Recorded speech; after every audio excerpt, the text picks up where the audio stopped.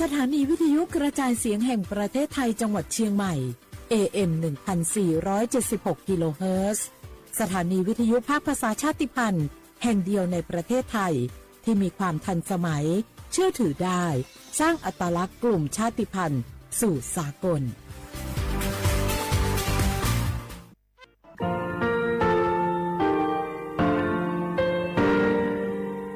งาคือมีติปิเพกาวิเชลงาคือติกาติชูเลติเลเพกาวิมาเฮยาค่างาคือชอยาออตุคโลกาติเชวิออโครคาติผาคาชูโยอาชูโยวิโยกาคาเดติเลอติเกกาพุติลาวิทัปปาตองาคือชอยาอาสติกาวิโยงาคือออตุคโลออโครคากาติเชวิอูเวอีเวมาโกติยาลิเลทอกาอายีอูเวคาชเวเพวิโยอรักวงงาคืออตุคโลอคืออคากาติยายามาเตียลาบิโลโกงาคือชอยาทอกาอาสติมากาบิคาชูงาคือมีติปิเพกาบิเจเลงาคือติมูติฉติเพเลอ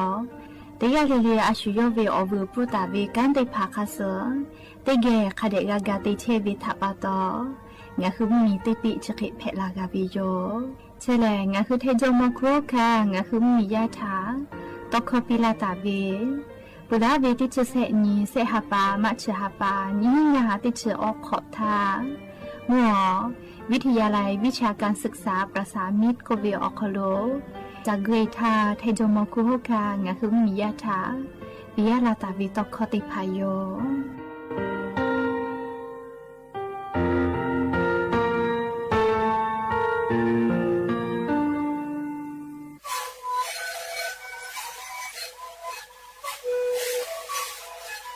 ชริกูมันคือยาแก้เชื้อวีออกข้าวชิลล์และหัวข้อต่อหัวออกตีจังหวัดที่ไหนเอ็มมาบาเต็งที่โอหาสุดที่กิโลเฮลิงเลงหนอกพ่อออยาแก้เชื้อได้มาดีและได้ชิ้นมาดีเล่นเสร็จเลยออยาที่มาดีใช้แต่แล้วก็มาชอบขยันเต็งเลและหัวข้อก็เชื้อดีและงานหัวข้อก็เชื้อสมานมาข้าวโบมาดีโด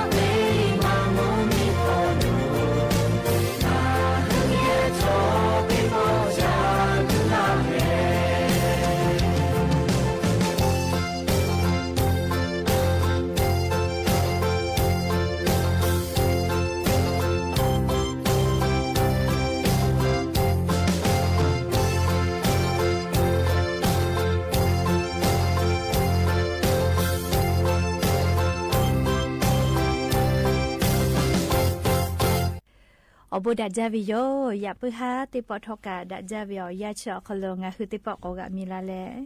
ชเป้าปาโลเชตาวิงาคือราหุยาติผาแกวไรกาอบูดัจจาคโลงาคือกกามีลาแล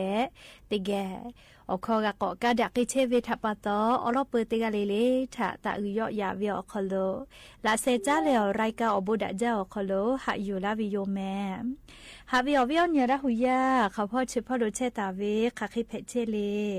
ติกาเลทอกาจาแม่ดอแม่ซึแม่ก้าแม่ฮาเลดอซาเชอเลนา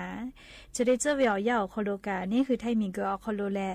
อเจ้ายาปีปาวิโอยาแม่มุยิคือปุลาพ่อ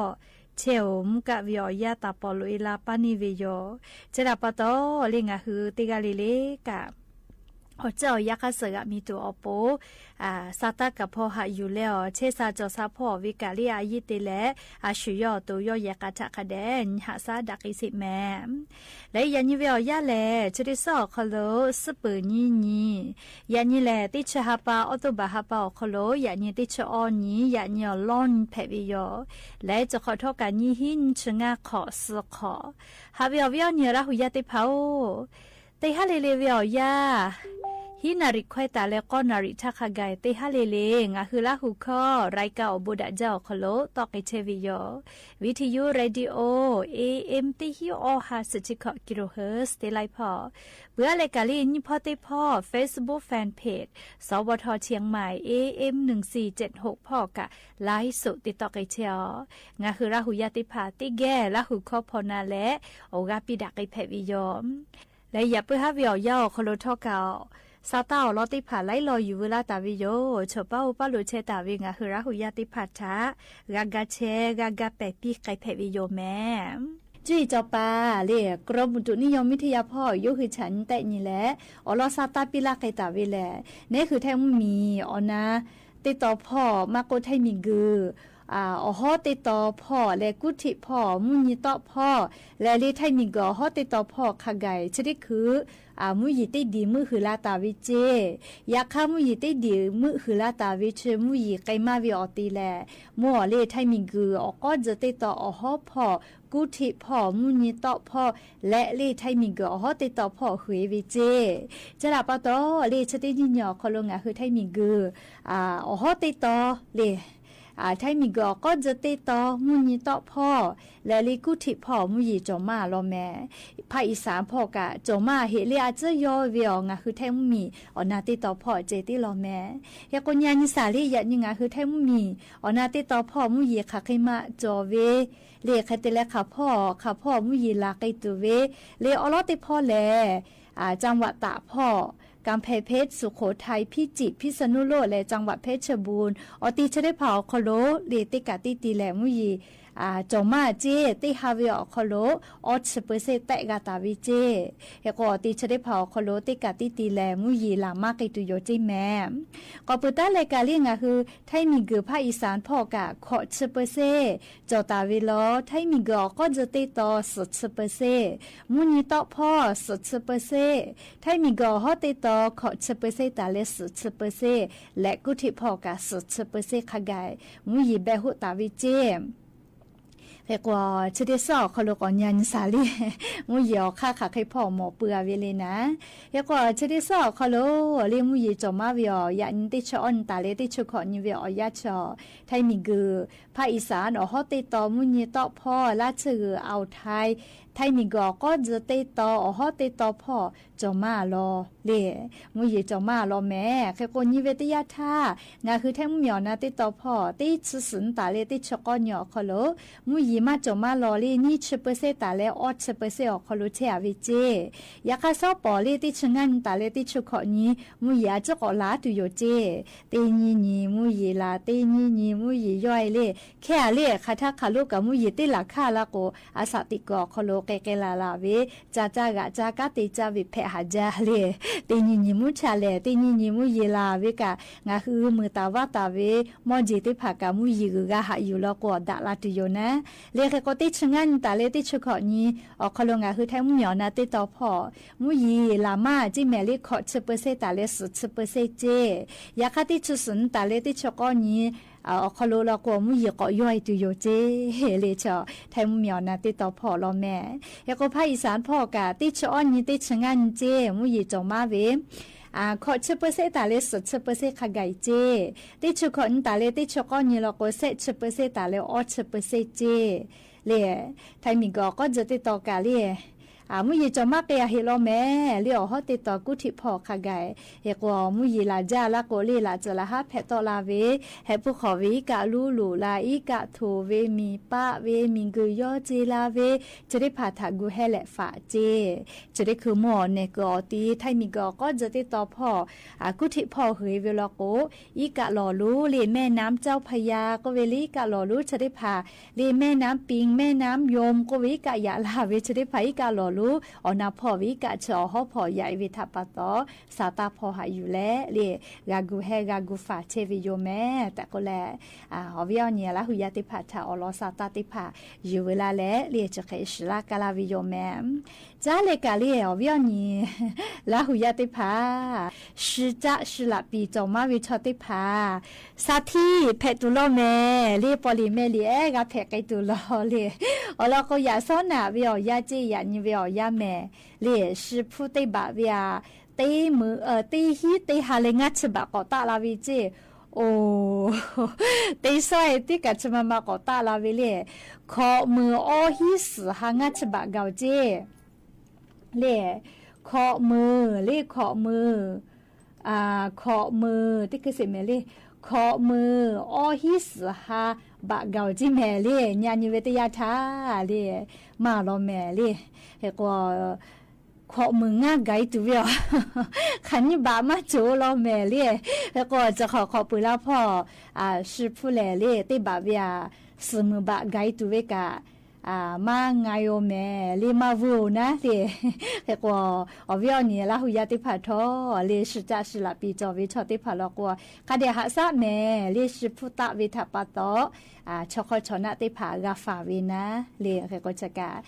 ยูเวลาแล้วเลยงาคือละหุยาติพัทะอลอซาตาติผาจะเคเกามาลาวิโยแม่ก็จะเลยอาจจะอยารัฐบาลชดิชัวคโลงาหุมยอคโลกาจ้ากาดอวิพ่อติลานอลาและวุสพ่อเกกาตัวปูเรียกโครงการเรียกคนละครึ่ง plus ก็วิชได้พา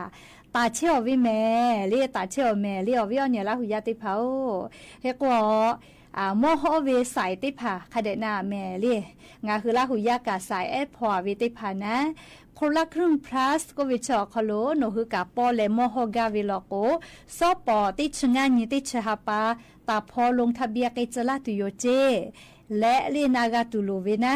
เลียงาคือภาษีปุลาทาเวอขอนอเวียมากโกกะชาจิแมเลียมากโกกะชามากโกกะวอเจจะดาปตองะคือราหุยาสายพอวิชอติภาขอคุหลอขัวนี่คือราหุยากะมือขอพ่อยาลาโกจาปาจาลากะวิจาวิทัปตอขอคุหลอคู่พ่อสายพอวิชอติภากะโครงการเลียคนละครึ่ง plus ก็เวชเวอคโลโนฮึกะลุยเลมอฮอเวลโกโมขะจ่อยฮอกาตุโย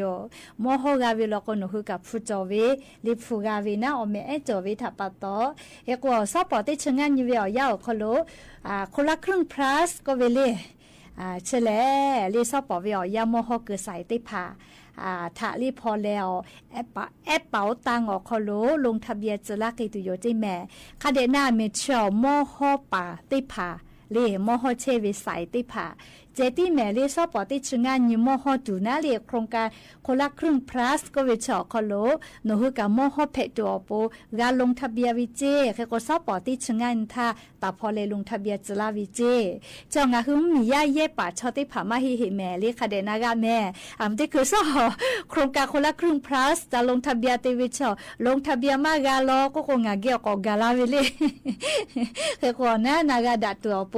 คาเดนาลาสิเลเคก็ซอปอแม่เลสายมอฮอเชวิสายติผาอโปเลออลอพอเลลงทะเบียนจลาตุโยเจคนละครึ่ง plus ก็เวอคโลเฮก็งาหึมมียาเลโครงการคนละครึ่ง plus ก็เวชอคโลเยเวแลเลเยป่าชอติผาเลชอเยเวชอติผาแม่เลมอฮอปามาเฮเลชอเยป่าชอติผาลอโกกาลาตุเวเลนี่ชนี่ตาเลนี่ชขอนี่ติชาปาชอคโล คนเจติอ๋อยาปีลาลอแม่เลยลงทะเบียนตัวเวเลยแค่ก็อวิอันเนี่ยละหุยาติผ่าโครงการเลยคนละครึ่ง plus ออกคโลนคือกะเยกาเวลโกนี่ชนิตาเลยนี่ชขอนี่ติจาปาออกคโลนี่ชลากาเจติปีเวเจจะเราปะตองะหุระหุยาติผ่าเลยโครงการคนละครึ่ง plus ก็เวชออกคโล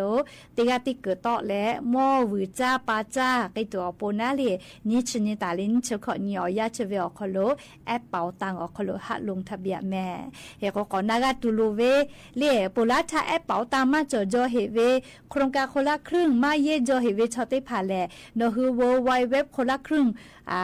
plus.com ก็เวอคโลจะลงทะเบียนกับแผอมาฮิเลกะเรียกค่ะเดี๋ยวก่อนหน้าเรียกหนูโทรศัพท์มือถือจ่อเวติผ่าลอโกเลยโทรศัพท์มือถือ iOS มาโกเล Android ติผ่า Play Store คอโลแอปเป๋าตังก็เปียเนี่ยเลยต่อลาเวแค่ก็เอาเวยูโอเวดาวน์โหลดเวลาเลยหนูคือโทรศัพท์มือถือออกคอโลกาติตั้งเวยอก็หนูคือกายืนยันตัวเวน่าเลยบัตรประชาชนแม่พ่อฮาทอขอนอกข้อมูลติผ่าแอปเป๋าตังขอกาคือปีเวเลยโอเคคือแต่ละกูแห่เลยนี่ชื่อนี่กาลาโกเลแอปเป๋าตังออกคโลโนคือโครงการเลขคนละครึ่ง plus จอคโลหาอยู่เลยเยตุเวปุ่มเตมาตอลาตุโยเจโอกาสเตคาโลนี่แหละกาหาอยู่เวเลคนละครึ่ง plus แย่โกเวนาเลเฮก็นี่โมจอเวโยเตโมนี่บากาเตโมนี่อหาบากาเวเยเวพ่อแลเลอาจจะยารัฐบาลเป้านี่หาคือลาเคเตเลเนคืออตุกานี่หากาคือเวเจเตกาติคือกาคือเวนะเฮก็ตินี่เวอคโลมอฮาบะฟุเคนี่คือปาจากาเวเลชอนากาดาตัวโปติปอกโทลาเวนะเลยก็วิญญาณละหุยติภากาจียาเวติมูลกกะนาเลนิโปติปกะก็พอเลกกะก็เลปิลาไกตุโยเจเลชอนายกรัฐมนตรีนายอนุทินชาญวิรากูลเลงาคือเวนายกเซชเซกาเลอยู่เลเซกานะเซชนี่กานะเซชเตเซชนี่เซชเซเยเลยอเลเซชเซอยู่เลงาคือมีเวนายกรัฐมนตรียอก็เกาตาวิตอคอเพวิโยแม่เคเตเลก่อนนาเสเลอวิญญาณละหุยติภาเตปอไลกาเลค่ะเดมานาคือมานาเจวินะย่านเนอาสาติชขอโคเวลงทะเบียนเพวิจิแม่เตชขอโคเวเคเตเลเตพากโกลาวิอบัตรโคจรไม่กะเลบัตรสวัสดิการแห่งรัฐจวเวติหมูกะกาลงทะเบียนเวลาแต่ก็แลนาลูลาเวเลค่ะเดนาแม่เลบัตรสวัสดิการแห่งรัฐไม่กะเลบัตรโคจรจวเวชอติผาลโกติชื่อติตุมาโลเลลงทะเบียนตุมาโลอามาติเลก็หนูฮึกเตียติกัวคโลเยมาแผลเลียวแล้วก็บักโคโจแล้วก็บักสวัสดิการแห่งรัฐแล้วก็หนูฮึอโปนาเลตะติปติวบักสวัสดิการแห่งรัฐมอปาจากอติอคโลเตหาปาเวียฮีหางัชบะกลาไกตุโยเจเลฮีหางัชบะกลาไกตุโยเจเลก็เวียเนี่ยละหุยาติกาเลกาเลนากาดะตัวโปนะเลอลอสาตาชริภากะอยู่เวลาเลงาคือราหุยาติผัดชาติปอกนอลาวิยม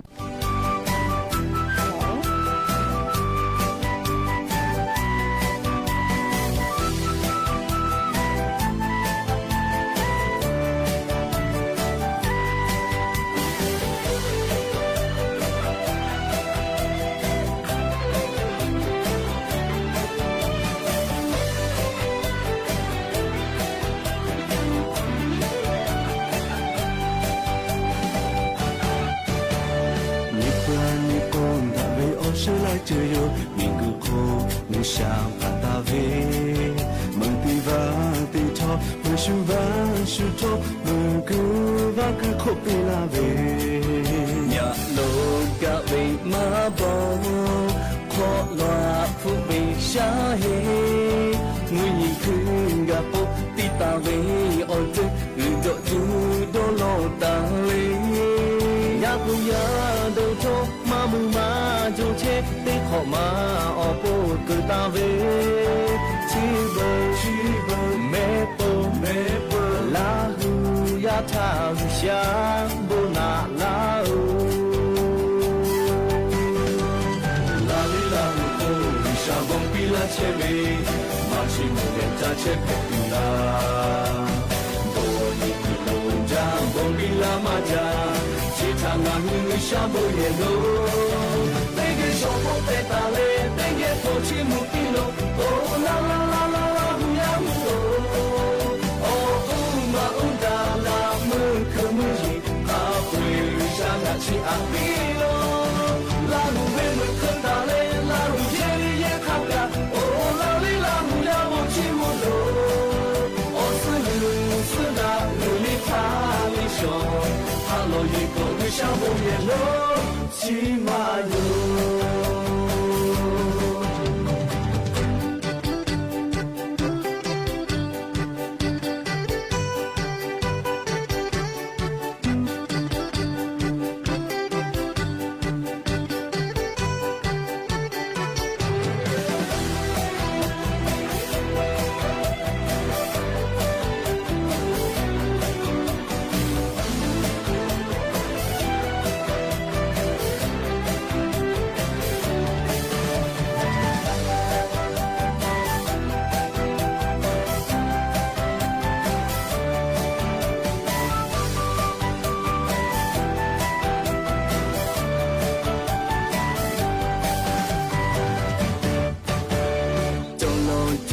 大卫奥斯来自由，那日空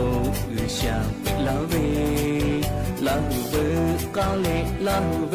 米乔开个开卡托ยูเอ个个哇个口卡，想个嘛就头卡，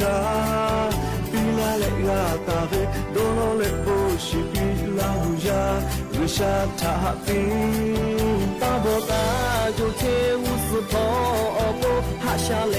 不拿拉杜，七本拉鲁要下给七阿比鲁，拉里拉鲁空下崩比拉切维，马西姆的扎切佩比拉，多尼比鲁扎崩比拉马扎。长安女下不也路，那个小伙在打嘞，那个头起木皮路，哦啦啦啦啦啦呼呀呼哦，哦乌嘛乌达啦门可门伊，哈不会想他去阿比咯，拉路为门可打嘞，拉路夜里也看个，哦啦里拉呼呀我去木路，哦是路是那路里看里熊，他老一个。想不也路骑马游，拉里拉乌想崩比拉切维，马西姆也扎切佩拉，多尼比路扎崩比拉马扎，其他那女想不也路，那个小伙在打嘞，那个头起木比路，哦啦啦啦啦啦呼呀呼哦，哦嘛乌达啦。可门伊，阿不会想他去阿比咯，拉路为门可打嘞，拉路夜里也看个，哦拉里拉路呀我去木路，哦是路是那路里看里熊，他老一个为啥不也路骑马游？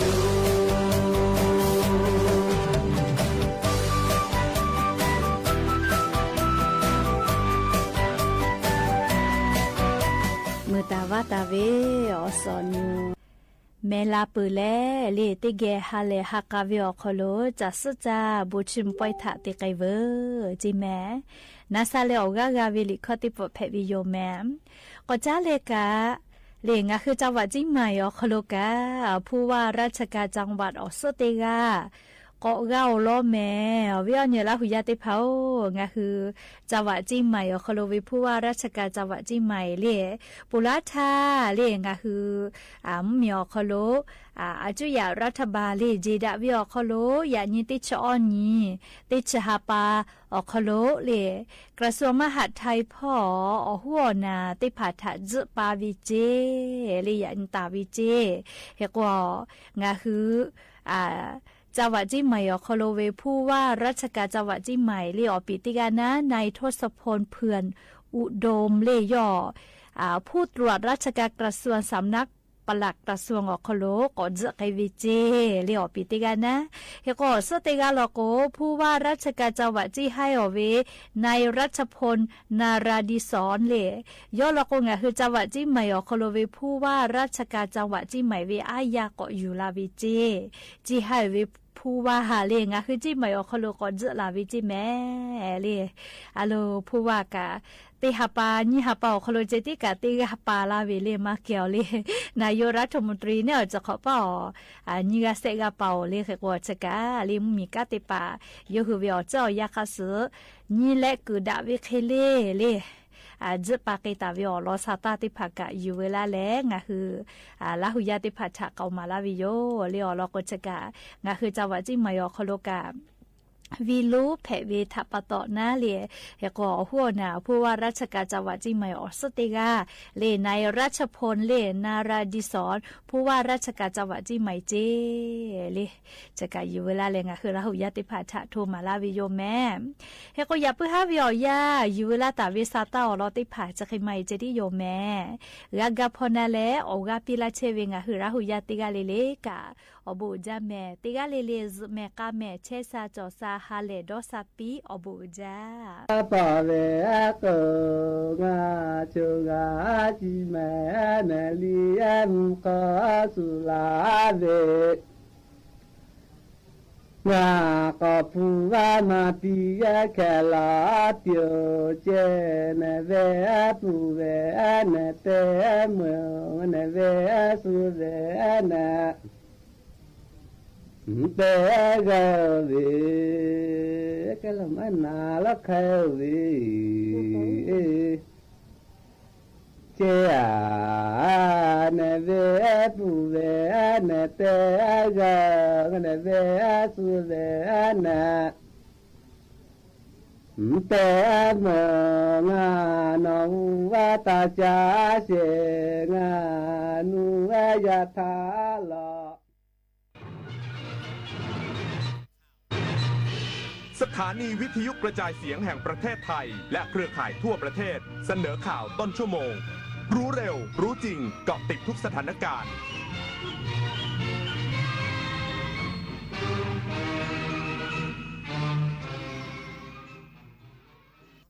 รับฟังข่าวต้นชั่วโมง 21 นาฬิกากับธราวุฒิวิชัยดิษฐ์ครับกระทรวงการท่องเที่ยวและกีฬาเร่งตรวจสอบข้อเท็จจริงกรณีไกด์เถื่อนบังคับนักท่องเที่ยวชาวจีนซื้อสินค้าอีกสักครู่กลับมาติดตามรายละเอียดครับชาติศาสนาพระมหากษัตริย์คือรากฐานของความเป็นไทยร่วมกันสืบสานปกป้องและภาคภูมิใจในสถาบันหลักของชาติเพราะความมั่นคงของแผ่นดินเริ่มต้นจากหัวใจของเราทุกคนรักชาติรักษาศาสนาเทิดทูนสถาบันพระมหากษัตริย์รวมพลังความรักสร้างชาติให้ยั่งยืน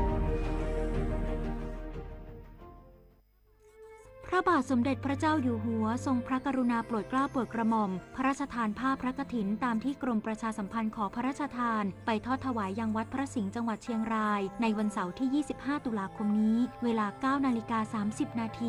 ขอเชิญพุทธศาสนิกชนร่วมงานทอดกฐินพระราชทานและร่วมทำบุญเพื่อถวายเป็นพระราชกุศลได้ที่บัญชีกฐินกรมประชาสัมพันธ์ธนาคารกรุงไทยเลขที่ 068 0060 154เมื่อเราก้าวทันเราต้องรักษาพัฒนาและส่งเสริมผลประโยชน์เพื่อความก้าวหน้าสู่ยุทธศาสตร์ที่สำคัญเราพร้อมผลักดันกิจกรรมเชิงรุกที่สร้างสรรค์ในทุกมิติรวมทั้งสร้างสรรค์ความเข้มแข็งในภูมิภาคที่มีอาเซียนเป็นศูนย์กลางเราสนับสนุนการส่งเสริมและเชื่อมโยงในเวทีเจรจาการค้าการลงทุนเรารักษาสันติภาพเสถียรภาพความมั่นคงและความมั่งคั่งประชาคมอาเซียนประชาชนเป็นศูนย์กลางเราไม่ทิ้งใครไว้ข้างหลังเรามาเชิญชวนทำกิจกรรมเดินวิ่งการกุศล9ด้วยธรรมครั้งที่9ครับซึ่งจะจัดขึ้นในวันที่9พฤศจิกายนนี้มาร่วมกันเยอะๆเพราะว่าเป็นสิ่งที่ดีมากๆช่วยเหลือโรงพยาบาลทั้ง19โรงพยาบาลก็มาร่วมวิ่งทำบุญกันเยอะนะครับติดตามที่เพจ9ด้วยธรรมนะครับดูรายละเอียดมาสมัครมาร่วมกันได้ครับเรามีวิ่งกัน2ระยะมี5กิโลแล้วก็ 10.5 กิโลสามารถร่วมบุญกันได้ค่ะก็อยากให้ทุกคนเนี่ยมาวิ่งมาร่วมทำบุญมาสนุกกันเยอะๆนะครับ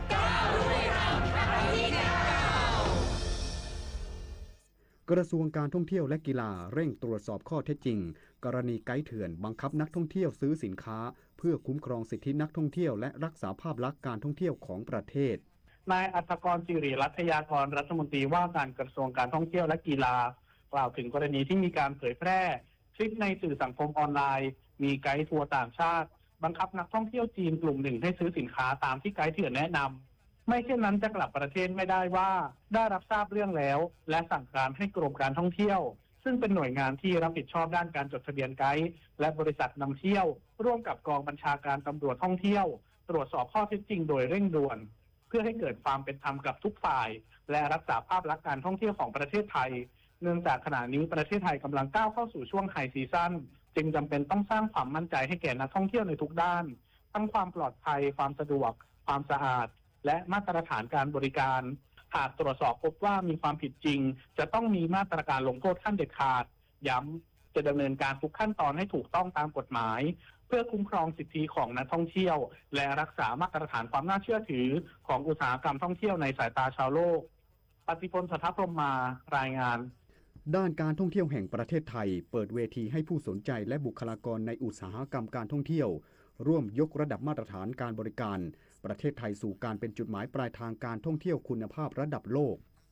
นางสาวถาปณีเกียรติไพบูลย์ผู้ว่าการท่องเที่ยวแห่งประเทศไทยหรือททท.กล่าวว่าในยุคที่พฤติกรรมนักท่องเที่ยวเปลี่ยนแปลงอย่างรวดเร็วที่หันมาให้ความสำคัญกับคุณภาพมาตรฐานการบริการความปลอดภัยความใส่ใจสิ่งแวดล้อมและความรับผิดชอบต่อสังคมควบคู่ไปกับวิถีชีวิตยุคดิจิทัลผู้ให้บริการด้านการท่องเที่ยวจำเป็นต้องปรับตัวและพัฒนาศักยภาพอย่างต่อเนื่องโดยเฉพาะการก้าวสู่การบริหารจัดการในยุคดิจิทัลเพื่อยกระดับประเทศไทยสู่การเป็นจุดหมายปลายทางการท่องเที่ยวคุณภาพระดับโลกอย่างยั่งยืนททท.จึงจัดทำโครงการเจ้าบ้านที่ดีปลุกพลังท่องเที่ยวสู่อนาคตยั่งยืนเป็นเวทีให้ผู้ประกอบการพนักงานโรงแรมผู้ให้บริการและผู้ที่อยู่ในแวดวงการท่องเที่ยวได้มาร่วมเรียนรู้แลกเปลี่ยนและเสริมทักษะแบบครบวงจรตลอดจนเตรียมความพร้อมผู้ประกอบการและชุมชนในการรองรับช่วงไฮซีซั่นเชื่อมั่นว่าจะเป็นกลไกสำคัญในการเสริมสร้างศักยภาพบุคลากรและผู้เกี่ยวข้องในอุตสาหกรรมท่องเที่ยวไทยให้พร้อมปรับตัวต่อการเปลี่ยนแปลงและยกระดับมาตรฐานบริการสู่ระดับสากลเมื่อช่วงเย็นที่ผ่านมาเกิดเหตุเรือดันลากจูงจมลงบริเวณแม่น้ำป่าสักตำบลบางระกำอำเภอนครหลวงจังหวัดพระนครศรีอยุธยาประชาสัมพันธ์จังหวัดพระนครศรีอยุธยารายงานว่าเมื่อเวลาประมาณ 15:30 นาทีที่ผ่านมาได้เกิดเหตุเรือดันลากจูงทรัพย์โสพล 8 จมลงในแม่น้ำป่าสักบริเวณหน้าท่าเทียบเรือบริษัทจัมโบ้เจ็ตตี้จำกัดวัดบันไดตำบลบางระกำอำเภอนครหลวงซึ่งมีนายจุมพลใจบุญเป็นเจ้าของเรือและนายศิลาวุฒิโพบางหวายคนใช้เครื่องจักรยนต์ชั้นหนึ่งปฏิบัติหน้าที่ช่างเครื่องเรือได้รับแจ้งระหว่างการลำเลียงเรือสินค้าเข้าท่าเรือผู้ควบคุมเรือไม่สามารถกลับลำเรือได้ทันท่วงทีจึงเป็นเหตุให้เรือพลิกคว่ำซึ่งมีผู้สูญหาย1 รายทั้งนี้สำนักงานเจ้าท่าภูมิภาคสาขาอยุธยาได้จัดเจ้าหน้าที่พร้อมเรือยนต์ตรวจการ 2117 เข้าช่วยเหลือและได้เข้าตรวจสอบความเสียหายเบื้องต้นแล้วพร้อมได้ติดตามต่อประสานงานกับหน่วยงานกู้ภัยและประดาน้ำในพื้นที่และประกาศให้ระมัดระวังในการเดินเรือรวมถึงออกคำสั่งห้ามใช้เรือและจะดำเนินการสอบสวนเจ้าของเรือต่อไปจบข่าวธราวุฒิวิชัยดิษฐ์อ่านรับฟังข่าวครั้งต่อไปเวลา 22 นาฬิกาครับ ติดตามข่าวที่นำเสนอไปแล้วได้ที่ www.thainews.prd.go.th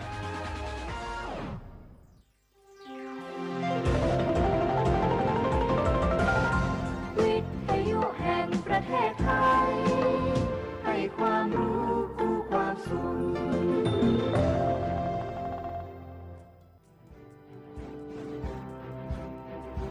เดินเถิดเราชาวพุทธหยุดหลับไหลเรียนธรรมะพระวินัยให้กระจ่างช่วยกันเฟื่อนคืนพระธรรมเครื่องนำทาง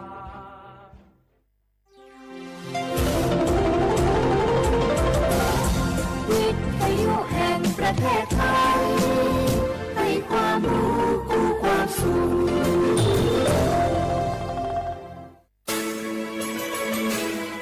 สถานีวิทยุกระจายเสียงแห่งประเทศไทยจังหวัดเชียงใหม่ AM 1476 กิโลเฮิรตซ์ สถานีวิทยุภาคภาษาชาติพันธุ์แห่งเดียวในประเทศไทยที่มีความทันสมัยเชื่อถือได้สร้างอัตลักษณ์กลุ่มชาติพันธุ์สู่สากล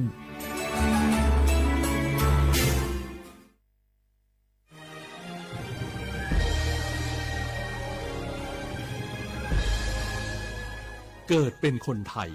เติบโตบนผืนแผ่นดินไทยจงภูมิใจในความเป็นไทยชาติไทยเรานั้นนับเป็นชาติที่มีความเป็นมาเก่าแก่ยาวนานเรามีภาษาวัฒนธรรมและมีสิ่งต่างๆที่เป็นเอกลักษณ์ให้เราได้ภาคภูมิใจในความเป็นคนไทยเราควรเห็นคุณค่าและมีความรักชาติหวงแหนแผ่นดินอันเป็นมรดกของบรรพชนร่วมภาคภูมิใจในความเป็นไทย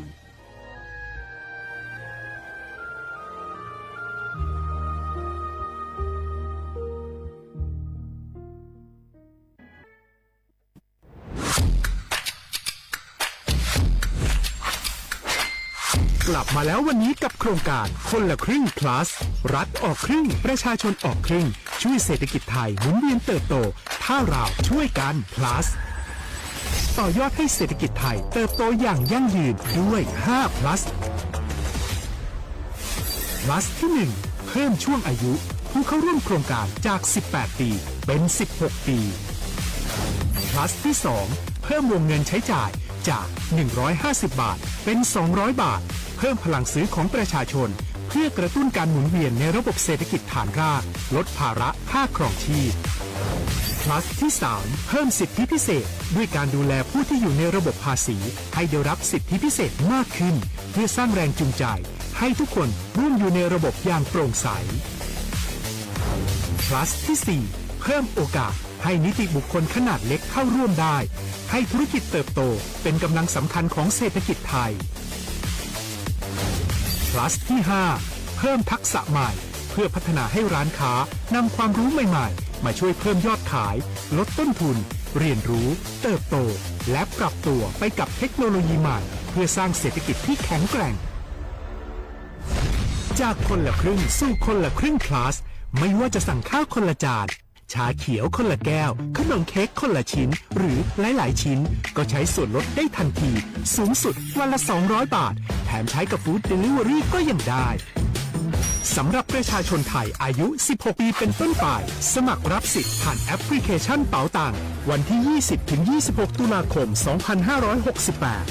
สำหรับร้านค้าที่สนใจร่วมโครงการสมัครได้ผ่านแอปถุงเงินวันที่ 15 ตุลาคมถึง 19 ธันวาคม 2568 แล้วเตรียมพร้อมรับลูกค้าจากทั่วประเทศเพราะนี่คือโครงการที่คนไทยทุกคนช่วยกัน plus เพื่อให้เศรษฐกิจไทยโตไปพร้อมกันโครงการคนละครึ่ง plus ดำเนินการภายใต้เป้าหมายที่ชัดเจนของรัฐบาลในความต้องการกระตุ้นเศรษฐกิจลดภาระค่าครองชีพให้ประชาชนและยกระดับศักยภาพผู้ประกอบการไทยให้พร้อมในยุคดิจิทัลโดยยังคงยึดหลักความโปร่งใสตรวจสอบได้และป้องกันการใช้สิทธิที่ผิดวัตถุประสงค์คนละครึ่ง plus เพิ่มพลังเศรษฐกิจไทยพร้อมโตไปด้วยกัน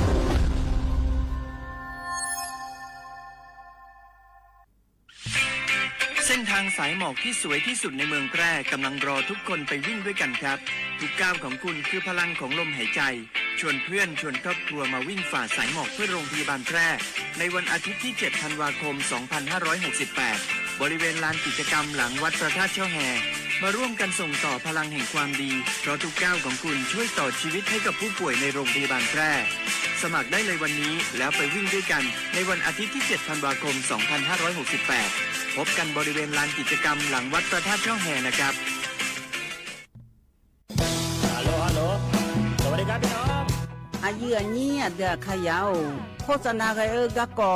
สถานีวิทยุกระจายเสียงแห่งประเทศไทยจังหวัดเชียงใหม่พปานเนอบีเคฮอมอนาแอออนหลิญาเมเจสถานีวิทยุกระจายเสียงแห่งประเทศไทยเฮนาอย่าซินก้อนบีเอดูอย่าล่อนแต่ช่องหางละหาเชลกับปจักกันเนอดูพ่ออีสอนนี่กามาเล่าเนกามองขากา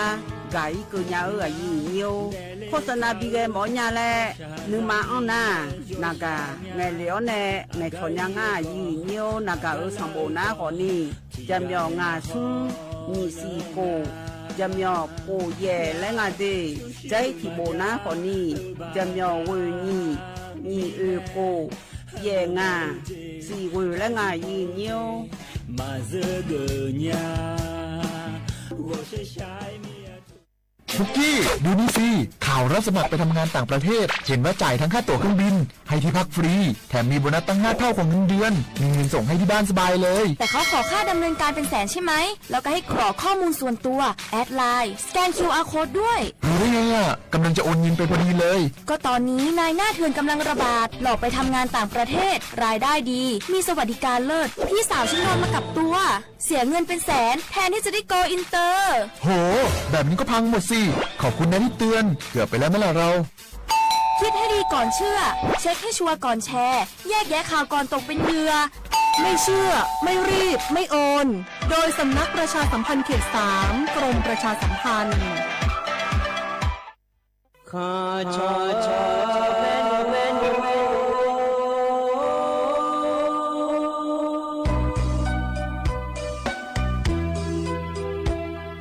在你照顾里面到我对呀卡不在你怎么里面到我超呀卡不错怕马西早茶路那一个什么我那马西过来呀一个努马西拉操来马脚里阿姐马西拉波擦沙拉马多阿姐努马西你说操让阿姐马西拉那个你阿操让阿姐。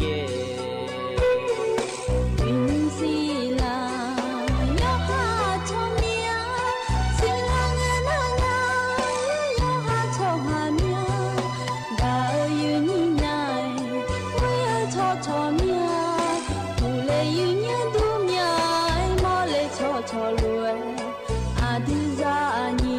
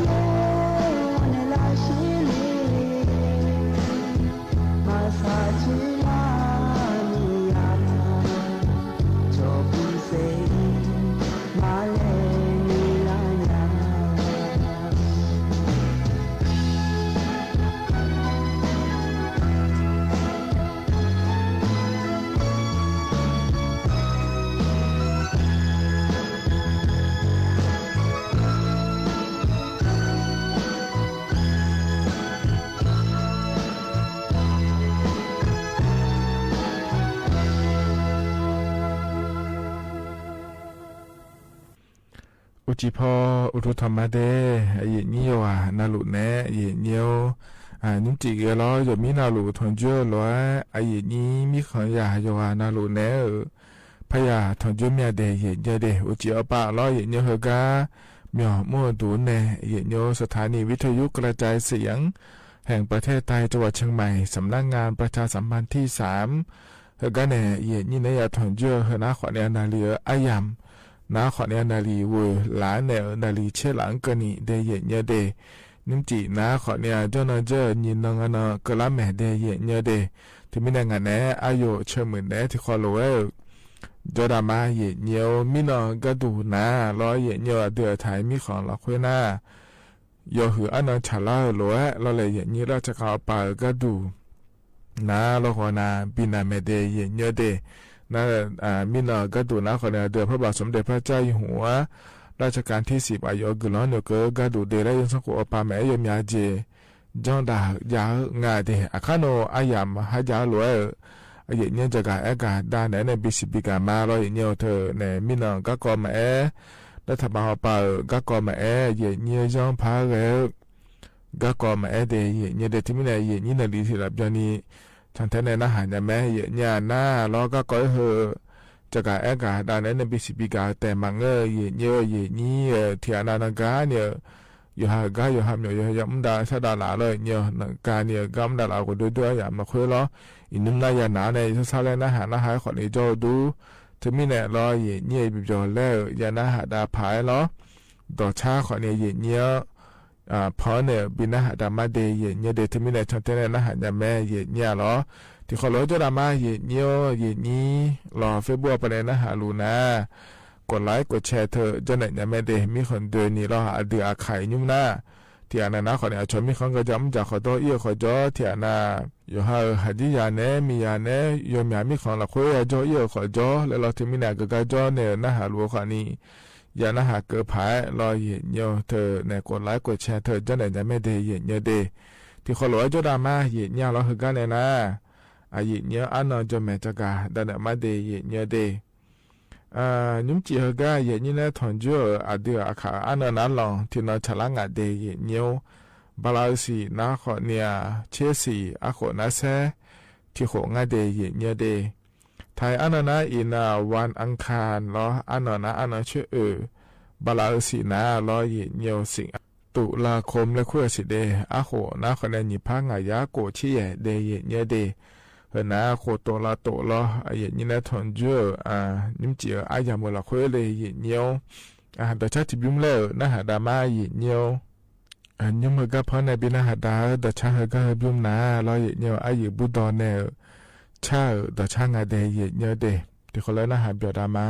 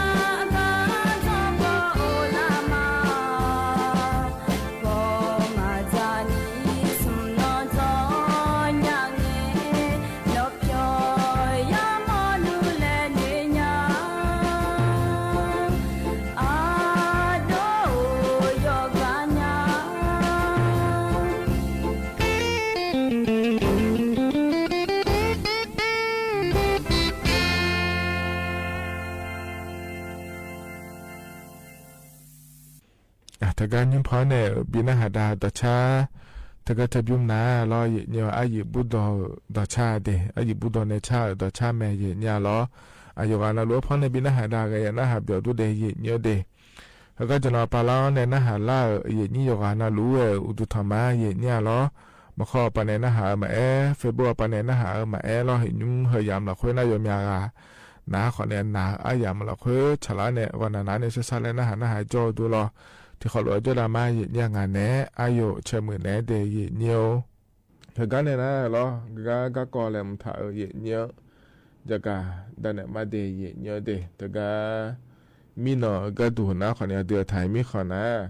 อย่าหืออันนอนที่นอนแล้วพัชรังอ่ะเนี่ยเราเธอมีแนวราชการปามหยองมัวดูยกันนะลูนานในแม่เดียเนียวเด เฮก็มีนอยคืออันนั้นก็ดูดนะขอเนี่ยเดือพระบาทสมเด็จพระเจ้าอยู่หัวรัชกาลที่9ล้อ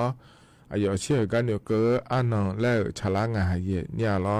แต่ก็ทั้งเนี่ยก็ดูดนะขอเนี่ยอันนั้นชมยังเกอหน้าเลยเนี่ยวันนวมินทรมหาราชแล้วขั้วอันนั้นแล้วก็ได้ทางเดียเนี่ยเดวันนวมินทรมหาราชแล้วขั้วอันนั้นเราหาเดือพระบาทสมเด็จพระเจ้าอยู่หัวรัชกาลที่9แบบเนื้อเกออันนั้นแล้วฉลาแม่เนี่ยเธอมีเนี่ยเราเนี่ยมีนนะขอเนี่ยเดือพระบาทสมเด็จพระเจ้าอยู่หัวรัชกาลที่10เขาเนี่ยอายุมียาเขาเนี่ยเราสัมผัสอยู่แล้วคือยมยากะงาเดียเนี่ยเด็กก็เธอเนี่ยเนาะเนื้อเกอกาดูเดแล้วเรามีนย่อยเนี่ยนาลีงาลาสมเช่นนี้เพื่อเราคือเราเลยอย่างนี้ล้วนจีเนี่ยเธอก็เดี๋ยวพระบาทสมเด็จพระเจ้าอยู่หัวเรารัชกาลที่9อาบาแต่ถ้ามีสิ่งอะไรเนี่ยเราเยอะเนี่ยไอ้เยอะดำเนี่ยเยอะไม่ได้เยอะเนี่ยเด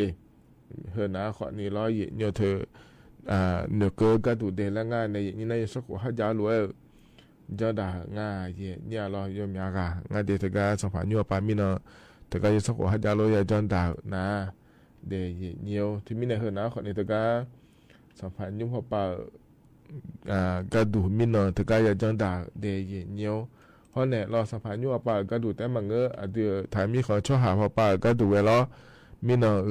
เดือในธรรมตีนายอนุทินชาญวีรกุลรอเยเนี่ยอายุเกือเนี่ยเยเนี่ยล้อ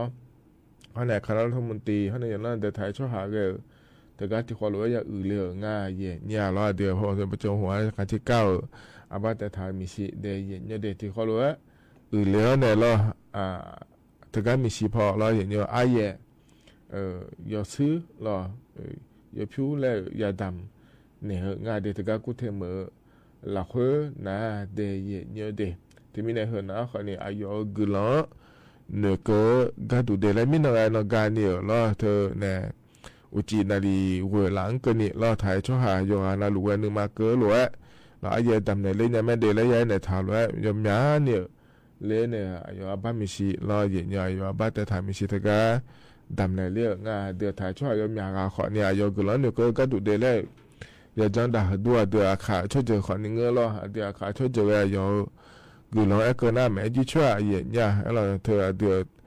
ถ่ายช่อหางเดือหน้าตาช่อหางล้อเธออายุเดลูเงยมยาเจ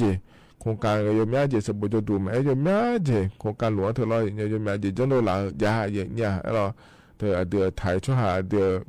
หน้าตาช่อหางมึงจะขอตัว$10,000เนี่ยอยู่มึงจะชอบตัว$10,000เนี่ยเลยเจเนี่ยมึงด่าหล่ารอเลยอย่างนี้ถึงไม่ได้ยอมมาตัวชี้เจอขอเนี่ยรออย่างเดียวอายุหนึ่งกุลเนี่ยก็ดูเดเล่ยมยาเจขออย่าจังด่าตัวรออย่างนี้นะยุ่งรอเดือนในหลวงรัชกาลที่10เขาเนี่ยรอสัมพันธ์อยู่ไปยมยาเนี่ยจอหลัวกาขอเนี่ยกุลซาชออาอย่างมันขอเนี่ยชาลาเนี่ยกุลซาชอเนี่ยขอจอตัวรอเลยอย่างนี้รอเนี่ยเหมือนจะซาบิโดเนี่ยยี่บีมันก็ดูเดแล้วรออย่างเดียวแต่มีเนี่ยเฮนะขอได้มีน้อยก็คืออันชาลาหลัวรออย่างเดียวยมยาเจจังด่ายางาเดเล่อย่างเดียวจะกะกาดาเนี่ยบิสิบิกาเลเดอย่างเดียวเดเฮนะขอเนี่ยอาดัมเบก็เกาะรออย่างเดียวน่าจะที่ก็ดูรอเลยอย่างนี้เธอเนี่ยเฮก็รัฐบาลก็เกาะเดอย่างเดียวรัฐบาลอินุมก็มุ่งหลวงเฮนะขอเนี่ยนายอนุทินชาญวีรกุลและขั้วกานายกธรรมดีเกิดหลวงเนี่ยก็มุ่งหลวงแม่เนี่ยอย่างนี้น่ายอมมาเนี่ยดอยถ่ายยาอย่างเงี้ยเราดอยถ่ายเถอะนะขอเนี่ยบาลาสิเราคุยจะเจนาลูเลยมันต้องถ่ายเจียเนี่ยเราอย่างเงี้ยสิเบียร์นะเห็นเนี่ยโคก็โคสุดเลยนะแบบนี้เนี่ยมาพันเงินมาอย่างเงี้ยเราอาจจะการยุบสภาแล้วขั้วเธอบิดาเนี่ยเราสออย่างเจนาลูก็บิมนาจีเนี่ยเราอย่างเงี้ยบิชอเชพาบิดามาเตะและถ่ายดอกจะแม่เนี่ยอย่างนี้เธอมีเนี่ยอย่างเงี้ยเฮก็บาลาสิยอขาเฮเราคุยเราอย่างเงี้ยเดือถ่ายมีของก็ดูดาชาดาวยมยาจีดามาเดเล่ถ่ายยาถ่ายเนี่ยเราเดือในสมุทรยุ่งเกิดรัวเนี่ยเราเนี่ยเธอเนี่ยสมก็อยู่ก็ยังง่ายเนี่ยเราอัดดัมแบกก็ดูนะขอนี่กระตุ้นเศรษฐกิจและท่องเที่ยวและคงอาเทเนี่ยจะขอตัวปะโดยแต่ก็$10,000เนี่ยก็ดูดามาเดแล้วเราเฮก็กว่าศิลาง่ายเนี่ยเราอาจจะไม่ได้ศิลาก็ดูง่ายแล้วเกินนะแล้วยุ่งโครงการคนละครึ่ง plus และขั้วเธอยาลางาเทยเนี่ยเดมเนี่ยมาแล้ว ชมบิดองงาแล้วในนี่อินอันนั้นเชื่อแล้วเหอาคานุสอก็ดูนะขอนี่เธอบริเมเลเดอมีออนเดอร้อยเนียวนะก็ปวดก็ดูน้ำมีออนก็ดูแต่มันก็เดจะค่อนแถวโลมาโดนเนี่ยโชโลเลยเนี่ยเสืออันนี้คือสารสหุมาแถวหุมาแล้วลำหุมาโลแล้วจากบุบล้อเลยอย่างนี้เธอเดือขอในโครงการเราค่อยบินแล้วอันนี้บินจังใหญ่เจแล้วเกิดไม่รออย่างเนียวนะเธอแต่มันก็รอออนไลน์เขาไปในขอในบินเยอะเนี่ยฟู้ดเดลิเวอรี่แล้วคุยเธอรออย่างเงี้ยเยอะมีเจจังดาวจังมีมาก็แล้วอาคานุสวาเธอก็เธอพอบริเมเลเตอร์แล้วมีออนเดอร์ฮัลโหลจังเดอร์จะไม่ชมไม่บินอันนี้รออย่างเนียวอันนั้น你切呢你切过后那个老姜对嘛有么的ชมไม่บินอันนี้รออย่างเนียวที่บ้าน你切完个呢บลาสิจีเรงยามะเยนี่ฮะล้ออันดับแบนไปยุ่มดังยามาเดและแล้วผมถ่ายจางล้อเยนี่ฮะยกตัวแม่เหมือนโครงการแม่และไอ้ยาแม่เยนี่จะร่างงานขอเนี่ยมีอะไรยุ่มเกินมีในล้อเยนี่แล้วเธอแต่มาเงอะล้อเลยนี่เยนี่บัตรสวัสดิการแห่งรัฐและขั้วเธอจะเดินหน้าแห่บลาติเสียเยยางาเชบางเกินเนี่ยพระบิเกินเนี่ยแล้วเนี่ยน่าเธอแต่มันก็ได้เนี่ยได้ยุ่งแต่เขาไปบินแต่ละภายเราเนี่ยรัฐบาลไปก็ดูนะขอเนี่ยนี้อาชมเมืองรองแล้วคู่อาเธอเนี่ยเราเธอช่วยอย่างนี้ยกขามาเรียเดอเมื่ออินเดอร์ก็อินะแต่ก็หมดเบียก็ดูเรารัฐบาลไปยกคนนั้นรู้ยังบีเป็นเทียนะแล้วก็บิชบายเนี่ยเจเนี่ยเราบิกขายเนี่ยเจหมดเบียก็ดูได้เนี่ยเดนั่นแต่มันก็เราเนี่ยนี่ที่เดียวก็ดูนะขอเนี่ยชอบการแก้ปัญหานี่ประชาชนนะคุณอาเธอเดือดถ่ายช่วยหาที่โยดาวเธอก็เธอก็ขอเนี่ยอายุเจ้าเนี่ยชาวบ้านเนี่ยผังอาเลยเหรอชาวบ้านเนี่ยเลยจ้องตามให้เด็กแล้วตัวก็งานเธอยุ่มยมยาขอเนี่ยเหรออย่าสมบูรณ์เจ้าพันเจ้าหลานนะขอเนี่ยช่อรอหังเงือกอย่าพลาดเด้อขอเนี่ยเจ้าเนี่ยชาวบ้านเนี่ยผังอาจิตว่าจะไม่บีจีนี่โลแล้วอยู่เจ้าเนี่ยเลี้ยงในชาวบ้านเนี่ยผังอาแล้วขอเนี่ยจ้องตามมาเด็กแล้วก็งานน่าช่อเธอก็บริษัทบริหารหนี้สินแล้วคุณเธอรอบริษัทบริหารสินทรัพย์ด้วยเธอพาจังได้สิเจเราอย่างนี้ที่จะได้หัวเป้าโดยชวนเนี่ยชาวบ้านก็ดูเด็กแล้วงานเขาก็กว่ายังมึงไม่มาสิแล้วงานสิเดี๋ยวก็โครงการผมจะได้หลานนะขอเลยอย่างนี้ยังมึงไม่ติดโปรแล้วพาจากการแอคการได้ในบิสิบิการมาเดเพราะในเธอแต่มาเงอะร้อยอย่างเดียวเธอช่วยเหลือ SME เพิ่มให้เพิ่มสภาพคล่องให้เศรษฐกิจและคุณอาเธอเนี่ย SME และขั้วธนาคารเนี่ยเธออยู่หาเมียวอยู่หามั่วเดอรออยู่หืออีสอนนี่หือเดอมังเงอรอเลยอย่างนี้รอเทียนาเบอร์อยู่หาเดี๋ยวต้องเดี๋ยวพอหมดเลยรอเทียนาชอตัวบีแล้วก็หนาวดูพอหมดเลยก่อนนี่พิวประสานเลยอายุจอมหังแล้วเนี่ยเทียนาเบอร์ให้อยู่หาเนี่ยจนโดเลยเมียวจ้าเนี่ยอันดูหมอรอไอ้ก่อนเนี่ยพิวอยู่มั้งเหรอจนโดเลยก็ดูโลแล้วเลยนี่เฮก็ก่อนแล้วขั้วขอเนี่ยรอขอเนี่ยเลยเนี่ยชาวบ้านเนี่ยเลยมาเดแล้วงานเทเนี่ยเดนั่นติเตียก็ดูนะขอเนี่ยสตาร์ทหาก็เกาะรอเนี่ยชาวบ้านเนี่ยเลยเจเนี่ยรอจิมีเนี่ยงานแล้วก็น่าอินุมนะขอเนี่ยช่อหายาเหรออาโคยมยานี่เขายมยานี่มองอาเจผู้สูงอายุแล้วก็เถอะรออินุมนะรอเนี่ยยมยานี่โคใช้ที่โคมยาดาล่างอาเจเนี่ยนักสตาร์เจนามาฐานะรอมอเลยเงี้ยสังอะไรเงี้ยเทเนี่ยเธอมีเนี่ยรัฐบาลปาขวัญเนี่ยนี่ถ้าได้บิฐานยาเนี่ยก็ดูหมอเลยเงี้ยบิอยู่เมื่อยาเนี่ยก็ดูอยู่หาสตาร์เอมารัฐบาลปาเนี่ยชาวบ้านขวัญเนี่ยอาเจียนาจะล้อนายอยู่หาในจิมถ่ายและพระยานะขวัญนี่หมอเลยเงี้ยเธอน่ามายาสางานเนี่ยนี่เธอมีเนี่ยเนี่ยเดือดถ่ายช่วงหาสตาร์ฐานยาเนี่ยก็ดูเดือดแล้วโครงการจะโดนเลี้ยงในชาวบ้านเนี่ยมาดีแล้วตัวเกิดงานเทเนี่ยล้อ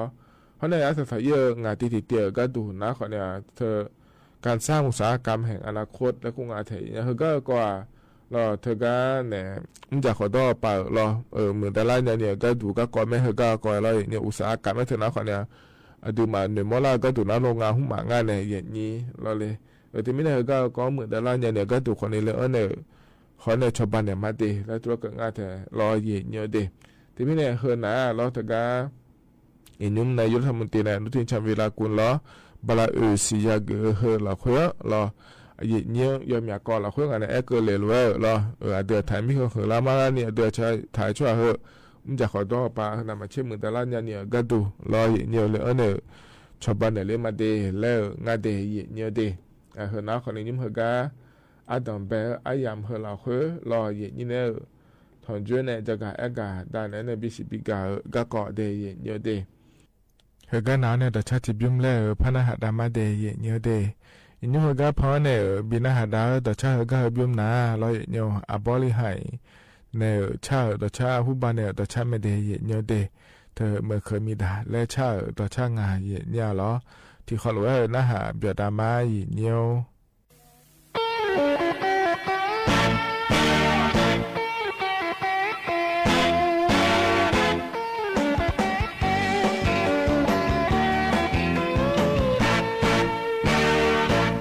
เคยมีดาวโอ้ยมือเรานานุกาพี่ยอนเนลาเนนอกเดสมามาบอจอเลงาเดโยเจเจมอนอกาเธอหอราคาคาบอจอทางไหนงากามาลอน้องเด็กะน้องว่าแม่ล้อยอมาแห่ชายถ้าไม่พอแน่ช้าแน่อย่ามองมาล้อถ้าจะโยชากาน้องอย่ามองแม่น้องชอบอย่ามองอย่าแน่ชอบมาแห่กันยังเมื่อท่าจะได้ยิงนอฮาโยกาลามองงับเปินกาพิยองน้องดีแน่มาเลยนางยอมอพิยองนาเฮนุกาอยู่เดอาญาที่กอโลเออาญาที่กอโลเอกามาเลโซมาเนียฮาเมื่อมามีดาเมื่อมามีดาเมื่อท่าจะดามากาเลลาเมื่อท่าจะดาโลนาเมื่อท่าจะดาโลนาเมื่อมามีดาดาวโจมาอูจีที่มีจะเชื่อหล่อนุ่มดุญางากาดีซี你做他好叫嘛？我的米雪，那个日来忙哎，没事忙我的一把汤，起来不忙，那个起来多忙哎嘞呀。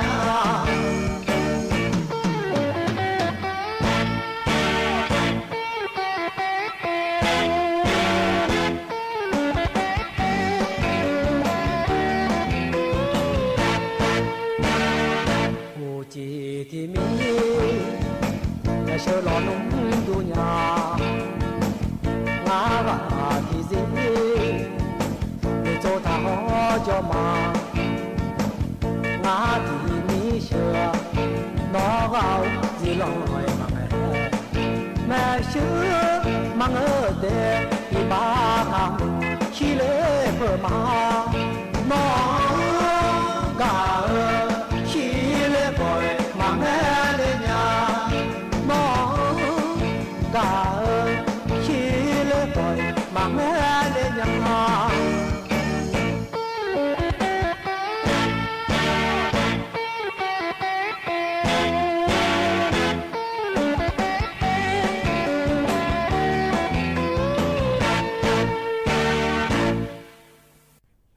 เท่านั้นแต่ชาใจจิบยุ่มรอเพราะในปีหน้าดาเดอบริหารในชาต่อช่างงานเย็นเนี่ยหรอ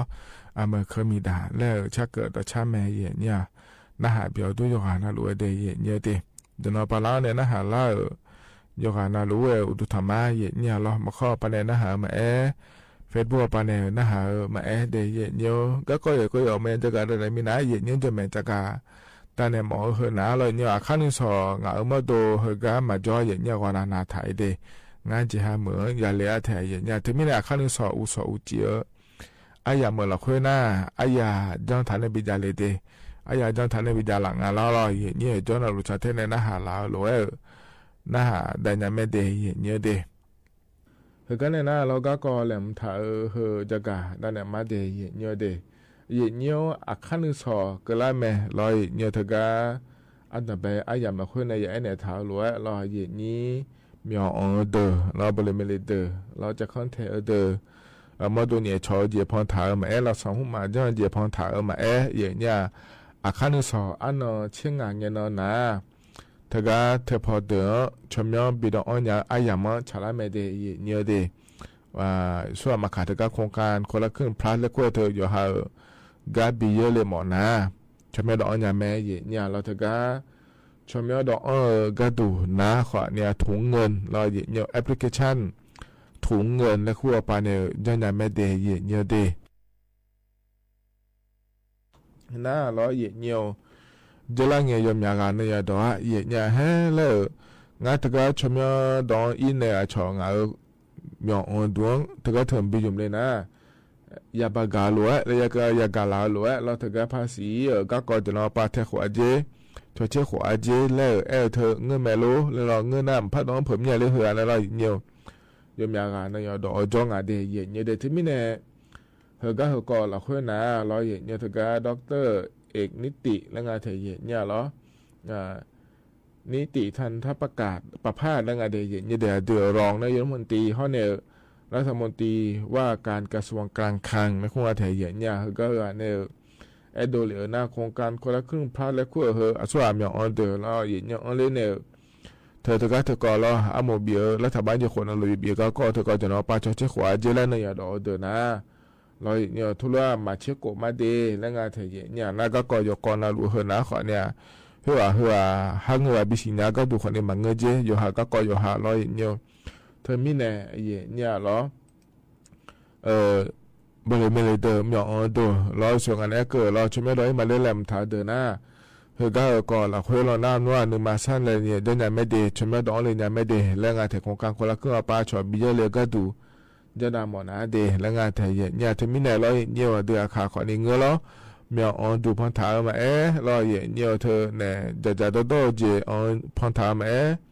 လောလေနီနာဒူဖန်ထားမယ်တဲ့နာဒူအချောက်ကြီးအဒူခရငါတဲ့ညောထခုကံမှုလေအညာကဒူမဲကပေါ်နာလောထရဟာလေညာငါလိုညာငါလိုရင်ဖာချောချီဟောညာမဲတဲ့ညော application ถุงเงินแล้วคู่กันတဲ့ညောတဲ့ทีนี้เนี่ยလောရဲ့ညေချမေလောညာတဲ့ညောတဲ့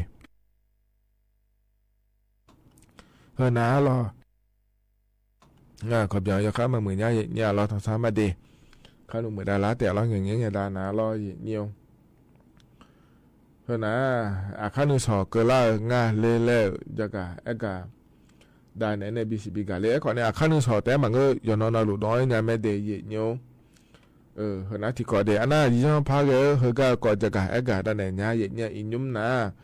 รอเนี่ยโยมยากานากาจาระรอ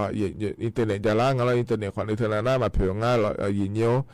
บาลาชีนะขอจะอาขวงเนี่ยขอนิยาเทียนาร้อยอีกครั้งชอเน็ตบ้านแล้วคงงานแล้วเนี่ยนี้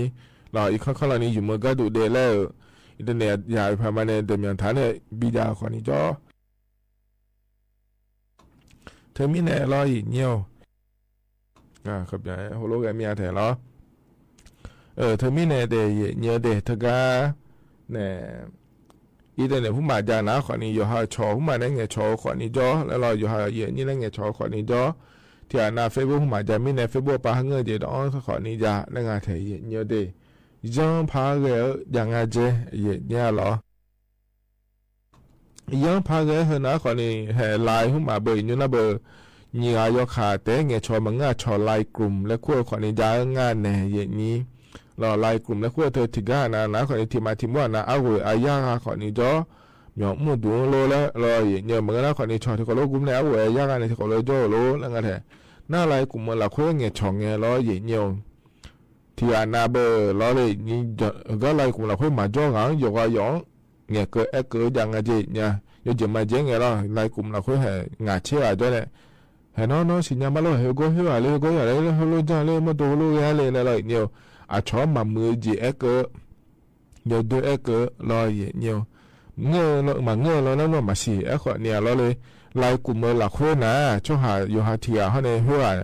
แต่ แต่จ่อมาเงินไม่ได้เลยยมยากะเชียงอ่ะเชียจ่องอ่ะเธอยิโยน่าดูเหลายกลุ่มเราค่อยมาจ่องอ่ะลายนี้เอาไปจ่องอ่ะรออาสู้อ่ะมันสิรอยอนในสิญญาจ่อหารู้แล้วเฮืองอ่ะเชียคนที่อ่ะสิญญามันสิรู้แล้วยิโยเขารู้ว่าก็ยังมามือเจล้ออ่ะช่องเงี้ยเกิดเกิดรอเลยนี่น่าก็หลายกลุ่มเราค่อยจ่อในเฮืองอ่ะเนาะเฮืองง่ายแล้วเขารู้อ่ะช่องเขารู้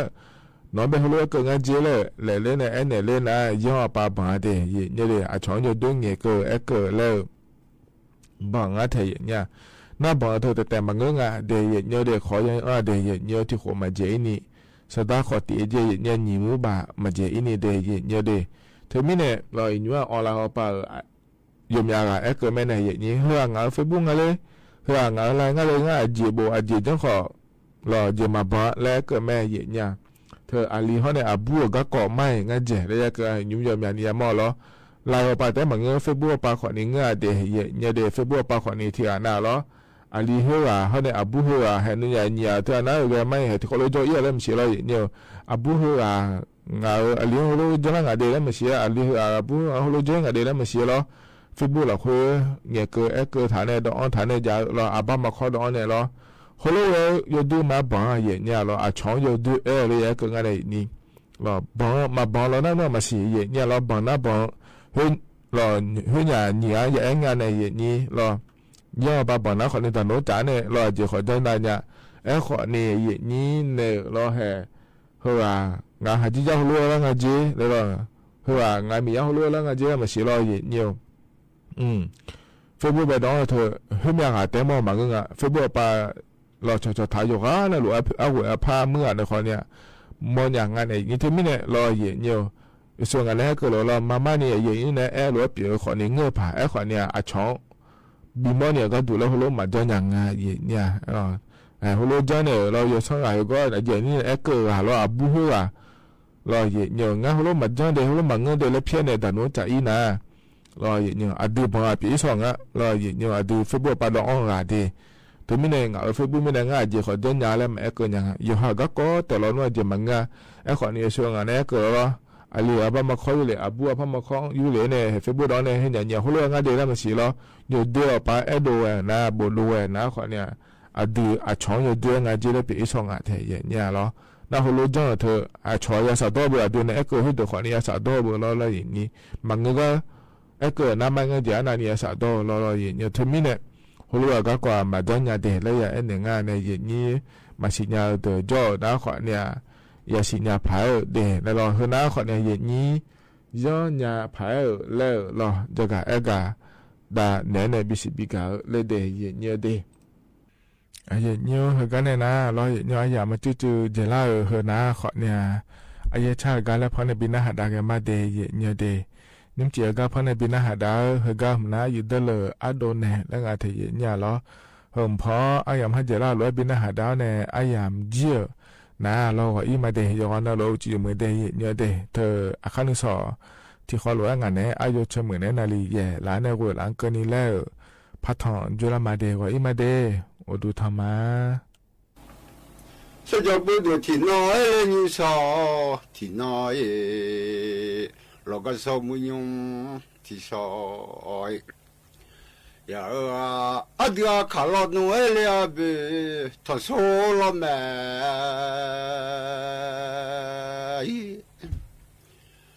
真的要没啊嘛没看嘛，没落来那哈听的。อย่าล้อเสียจีเอาเลยงาหาที่กาอย่าชมมาจอมยอดมาเงยที่ยังก็เลยมีอะไรเลยชมมาจอเลยมีดมาเงยลูกยิงอาเทลีหูบาบิกาอากาลายาวมือลูกยิงอาเพียวหูบาบิมอลายาฉันเนี่ยยอมือมีขามาโอ้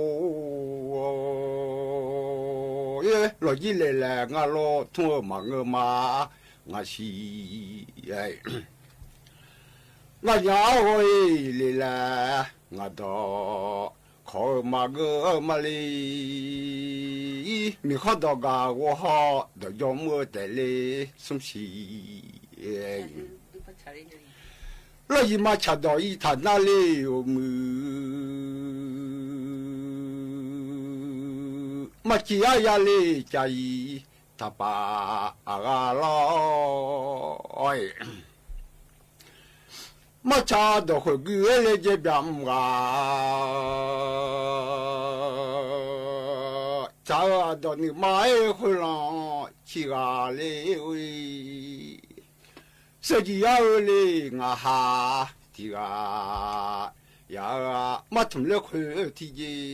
มันนี่เลยล้อมยาดีตัวละดอกตัวสีเลียนี่ลามียานอ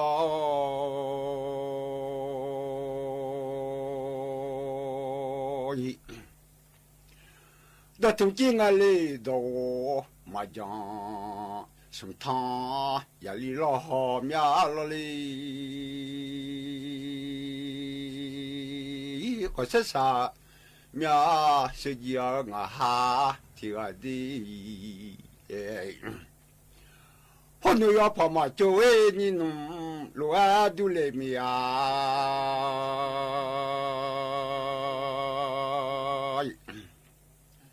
ดำมาไว้สลีมาเบยาดูลูกอาดูญาเย่คนนู้จุนเนจุนนอกาลาพายญาญายอพายดำมาไว้สลีแม่เนแม่ดากาลาพายญาญาเย่มาถึงเลือกคนที่จีมันนี่ยันดอยตัวละดอกตัวเสียเลียหนึ่งเลี้ยวมือ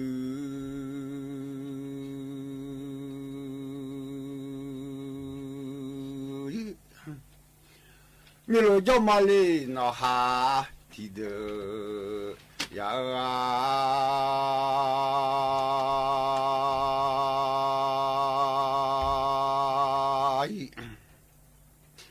สกิยาเลงาฮาที่กาดีสัจบุตรที่นาลอยสัจยุสที่นายแล้วก็สมุลียุมที่ชอยา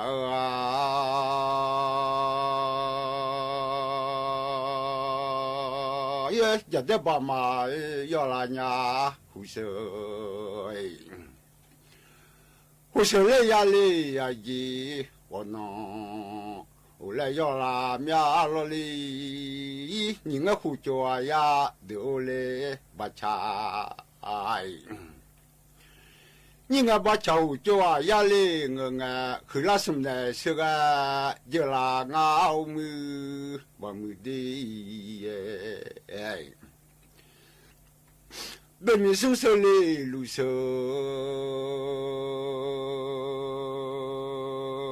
มาจีเลกาพายาลามีอาลลีอดีบามือโอ้ยสงามายาลาญาโน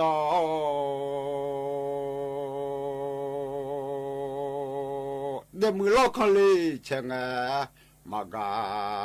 เลอมีอาโอ้ยโยบามือมาเสยนั่นเลยที่ยอยอเลยญา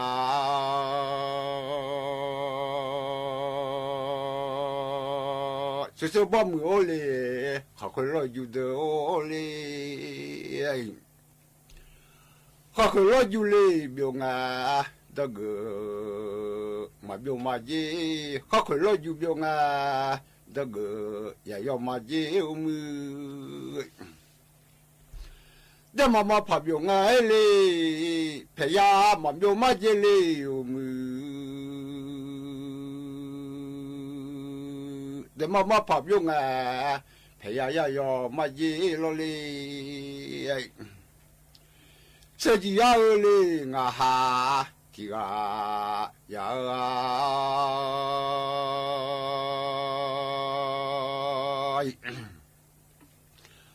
มีรู้ย่อมาเลยนะฮะ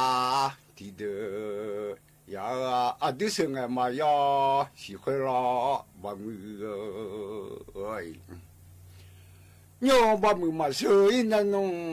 ที่ยอยาเลยญา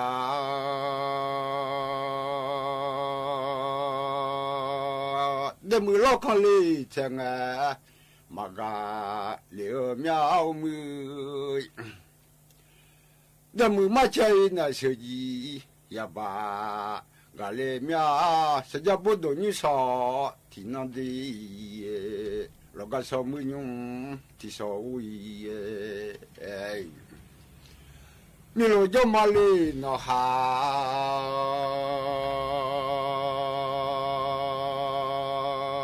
ที่เดือยาเลวุยอันนี้เขาอยากนี่ไงเลยบอกอยู่ที่ยาละมาโนคือเราข้ามือสุ่มเนี่ยเดี๋ยวเจอละงาไม่สวมาโอ้ยคือเราข้ามือสุ่มเนี่ยเดี๋ยวเจอไงไม่มีสุ่มเดลีลูเดมาจีเลี้ยงพายจันยา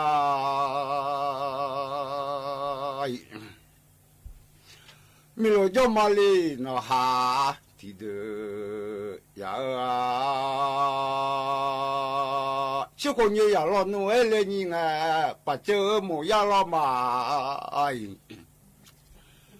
คือเราสิมือสุ่มเนี่ยเปียกเจอละงาเราไม่มีสุ่มเปียเลยลูเปียมาจีเลี้ยงพายยังไงมีโลจมาลีนะฮะที่เดือยาข้าข้าเสือข้าละเงาลามยังหังบางมือ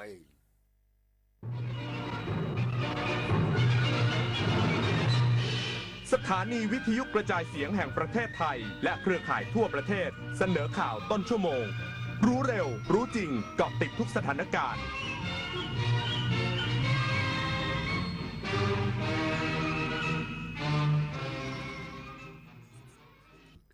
รับฟังข่าวต้นชั่วโมง 22 นาฬิกากับธราวุฒิวิชัยดิตครับ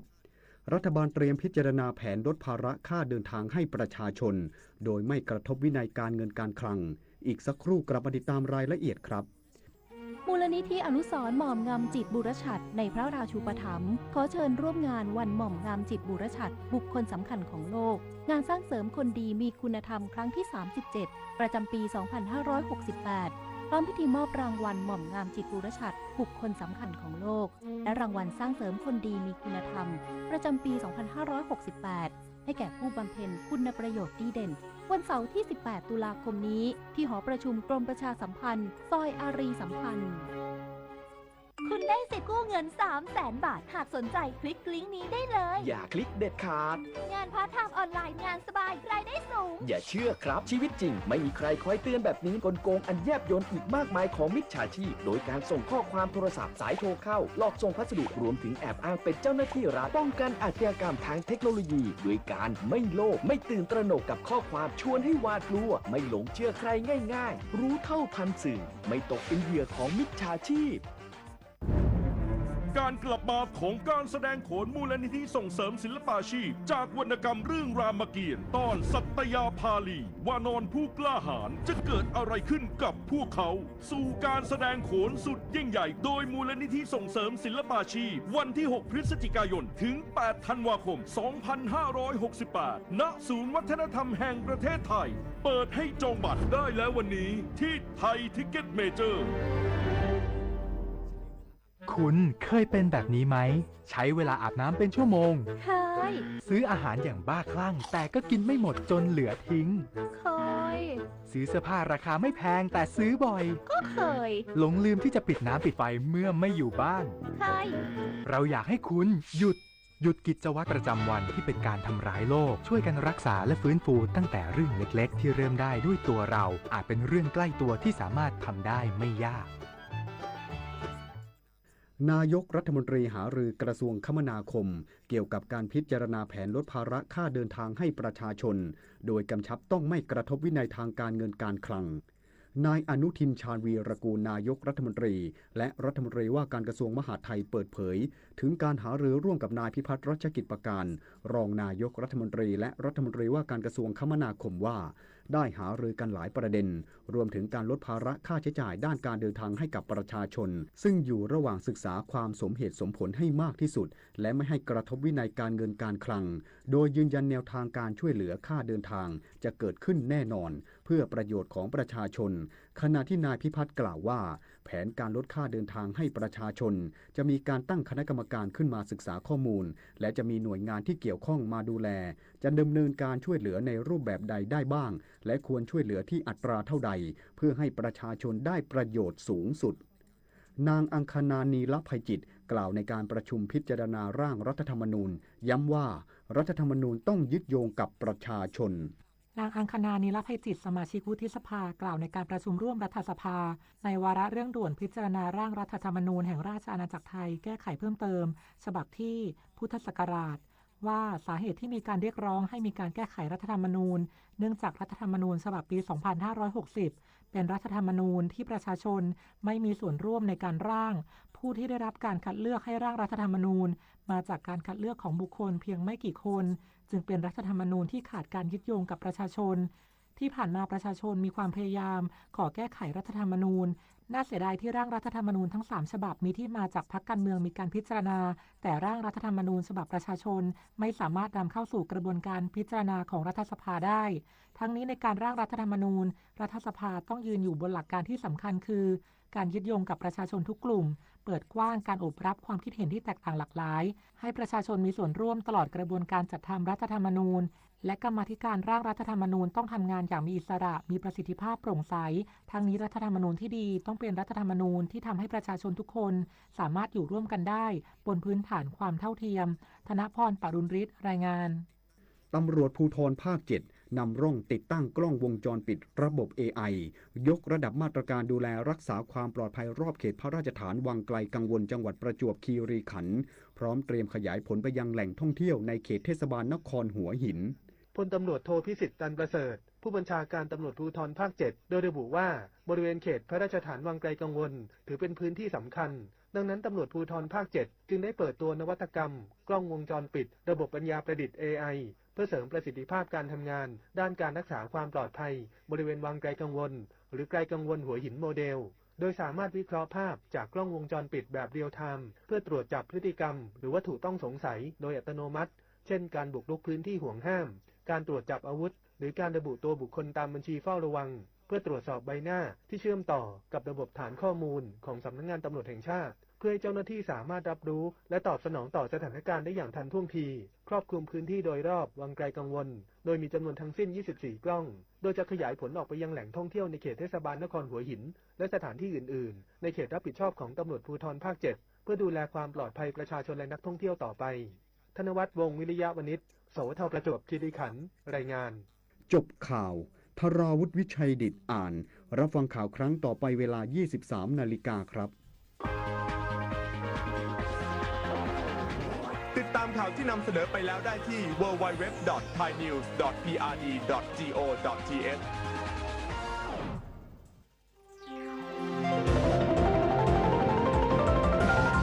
วิทยุแห่งประเทศไทยให้ความรู้คู่ความสุข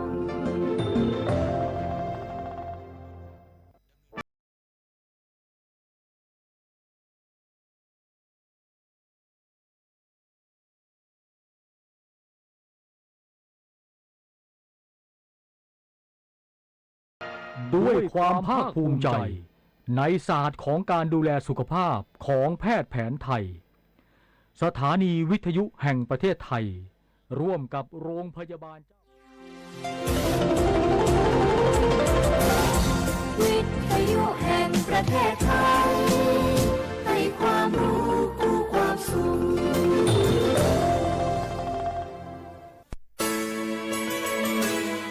สถานีวิทยุกระจายเสียงแห่งประเทศไทยจังหวัดเชียงใหม่ AM 1476 กิโลเฮิรตซ์ สถานีวิทยุภาคภาษาชาติพันธุ์แห่งเดียวในประเทศไทยที่มีความทันสมัยเชื่อถือได้สร้างอัตลักษณ์กลุ่มชาติพันธุ์สู่สากล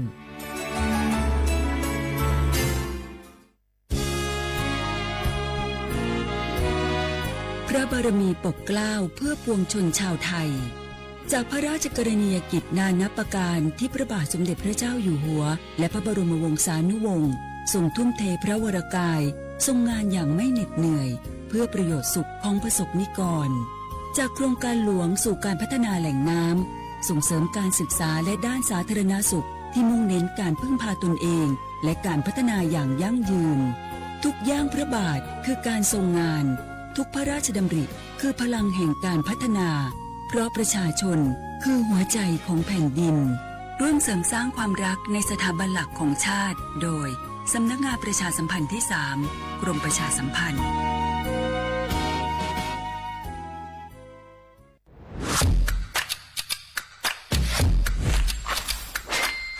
กลับมาแล้ววันนี้กับโครงการคนละครึ่ง plus รัฐออกครึ่งประชาชนออกครึ่งช่วยเศรษฐกิจไทยหมุนเวียนเติบโตถ้าเราช่วยกัน plus ต่อยอดให้เศรษฐกิจไทยเติบโตอย่างยั่งยืนด้วย5 plus plus ที่ 1 เพิ่มช่วงอายุผู้เข้าร่วมโครงการจาก18ปีเป็น16ปีplus ที่ 2 เพิ่มวงเงินใช้จ่ายจาก150บาทเป็น200บาทเพิ่มพลังซื้อของประชาชนเพื่อกระตุ้นการหมุนเวียนในระบบเศรษฐกิจฐานรากลดภาระค่าครองชีพ plus ที่ 3 เพิ่มสิทธิพิเศษด้วยการดูแลผู้ที่อยู่ในระบบภาษีให้ได้รับสิทธิพิเศษมากขึ้นเพื่อสร้างแรงจูงใจให้ทุกคนร่วมอยู่ในระบบอย่างโปร่งใส plus ที่ 4 เพิ่มโอกาสให้นิติบุคคลขนาดเล็กเข้าร่วมได้ให้ธุรกิจเติบโตเป็นกำลังสำคัญของเศรษฐกิจไทย plus ที่ 5 เพิ่มทักษะใหม่เพื่อพัฒนาให้ร้านค้านำความรู้ใหม่ๆมาช่วยเพิ่มยอดขายลดต้นทุนเรียนรู้เติบโตและปรับตัวไปกับเทคโนโลยีใหม่เพื่อสร้างเศรษฐกิจที่แข็งแกร่งจากคนละครึ่งสู่คนละครึ่ง plus ไม่ว่าจะสั่งข้าวคนละจานชาเขียวคนละแก้วขนมเค้กคนละชิ้นหรือหลายๆชิ้นก็ใช้ส่วนลดได้ทันทีสูงสุดวันละ200บาทแถมใช้กับฟู้ดเดลิเวอรี่ก็ยังได้สำหรับประชาชนไทยอายุ16ปีเป็นต้นไปสมัครรับสิทธิ์ผ่านแอปพลิเคชันเป๋าตังค์วันที่ 20-26 ตุลาคม 2568 สำหรับร้านค้าที่สนใจร่วมโครงการสมัครได้ผ่านแอปถุงเงินวันที่ 15 ตุลาคมถึง 19 ธันวาคม 2568 แล้วเตรียมพร้อมรับลูกค้าจากทั่วประเทศเพราะนี่คือโครงการที่คนไทยทุกคนช่วยกัน plus เพื่อให้เศรษฐกิจไทยโตไปพร้อมกันโครงการคนละครึ่ง plus ดำเนินการภายใต้เป้าหมายที่ชัดเจนของรัฐบาลในความต้องการกระตุ้นเศรษฐกิจลดภาระค่าครองชีพให้ประชาชนและยกระดับศักยภาพผู้ประกอบการไทยให้พร้อมในยุคดิจิทัลโดยยังคงยึดหลักความโปร่งใสตรวจสอบได้และป้องกันการใช้สิทธิที่ผิดวัตถุประสงค์คนละครึ่ง plus เพิ่มพลังเศรษฐกิจไทยพร้อมโตไปด้วยกัน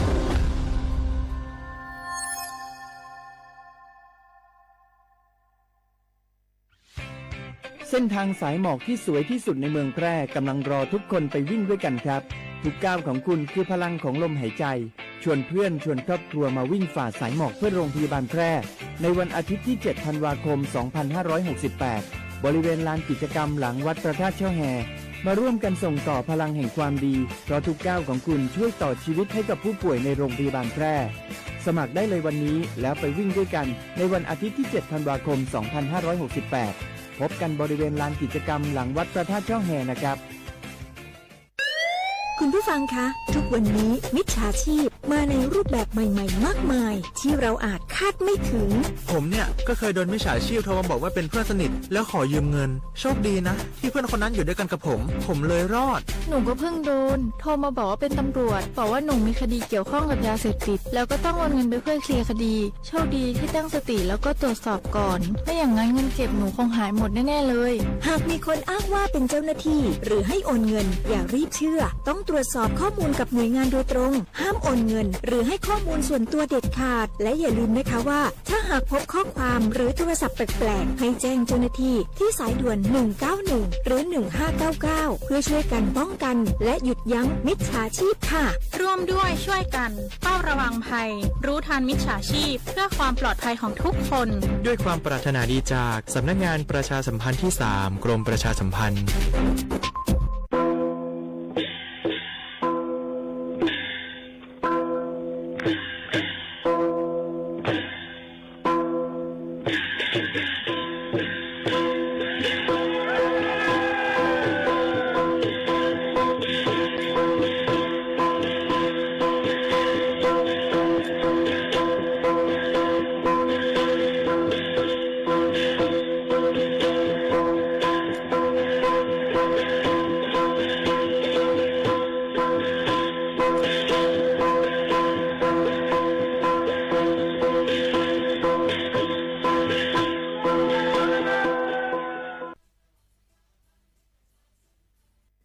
พี่น้องเขาสนใจใครปืนเผาผ่านตั้งห้องเปิดเซ็งสวทเก้งใหม่ปั่นตั้งหูห่มปาดังมีดังซื้อถ่อมแจ้งแล้งหลีกว่าไก่ในปืนตีเจดอนเก้งใหม่กับสืบมาเลยดีสวทเก้งใหม่หมายฟ้น053-276-068และ0922468579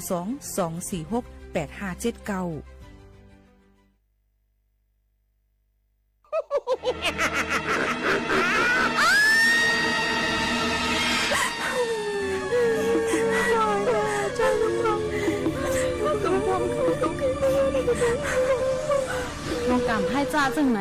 ตักปีอำคาเกิดเป็นมาแทงสีปอกสีปานค้า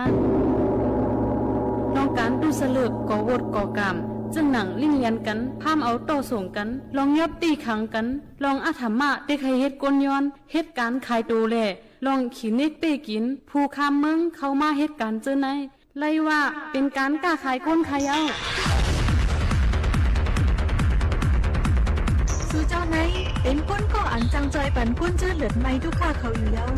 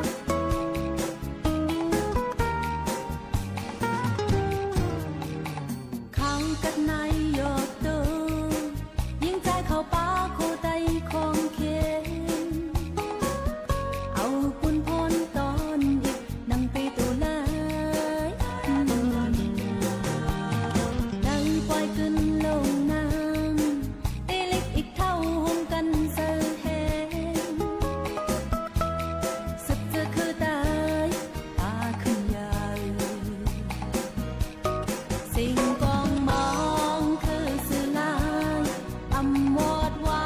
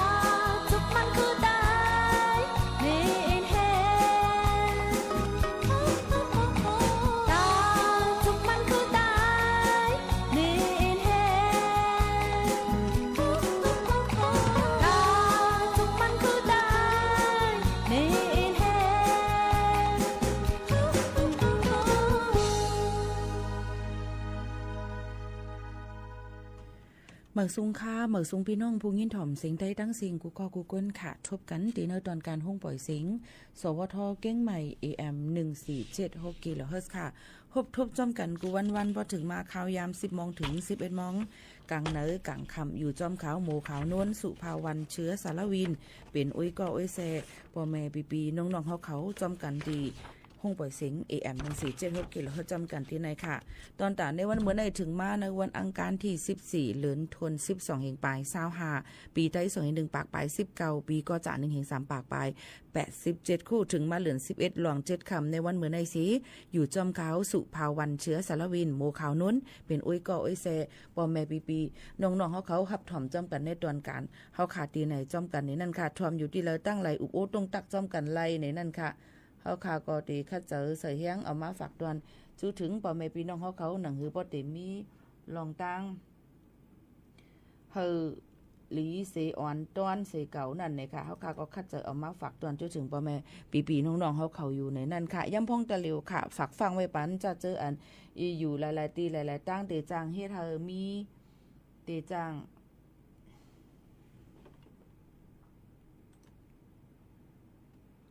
เฮ็ดให้มีฝนตกลงมาหลายๆอองตีค่ะค่ะเฮอพี่น้องเขานั้นฟังกันไว้จ้อมในค่ะเนาะหนังหือป้อเตเป็นตั้งเป็นโรกาอีสังนั่นในค่ะนี่ก็คัดเจอเอามาฝากตอนจุถึงพ่อแม่ปีน้องๆเขากูก็กูก้นตั้งหมดตั้งเซ็งอยู่จึงหนังไหนค่ะพ่อแม่ปี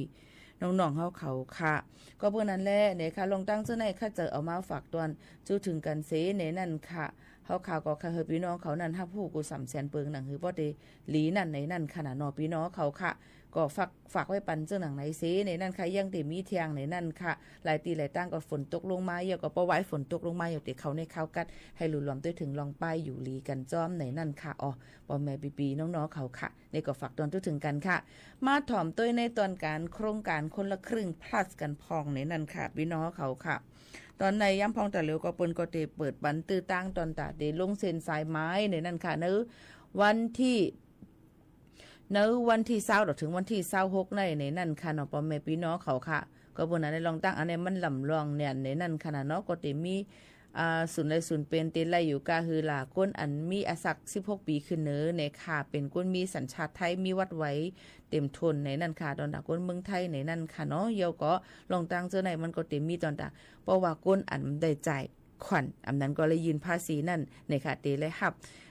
อยู่2เหง4ปากวัดเงินไทยนะคะก้นอันตีและรับสิทธิ์นั่นก็ก้นอันตีเลยยืนภาษีก็เตไลอยู่2เหงวัดในนั่นค่ะพี่น้องเขาผ่านตั้งหลายๆยืนผ่านลงเซ็นสายหมายเลยผ่านตั้งแอปเป๋าตั้งในนั่นค่ะพี่น้องเขาอันนี้ก็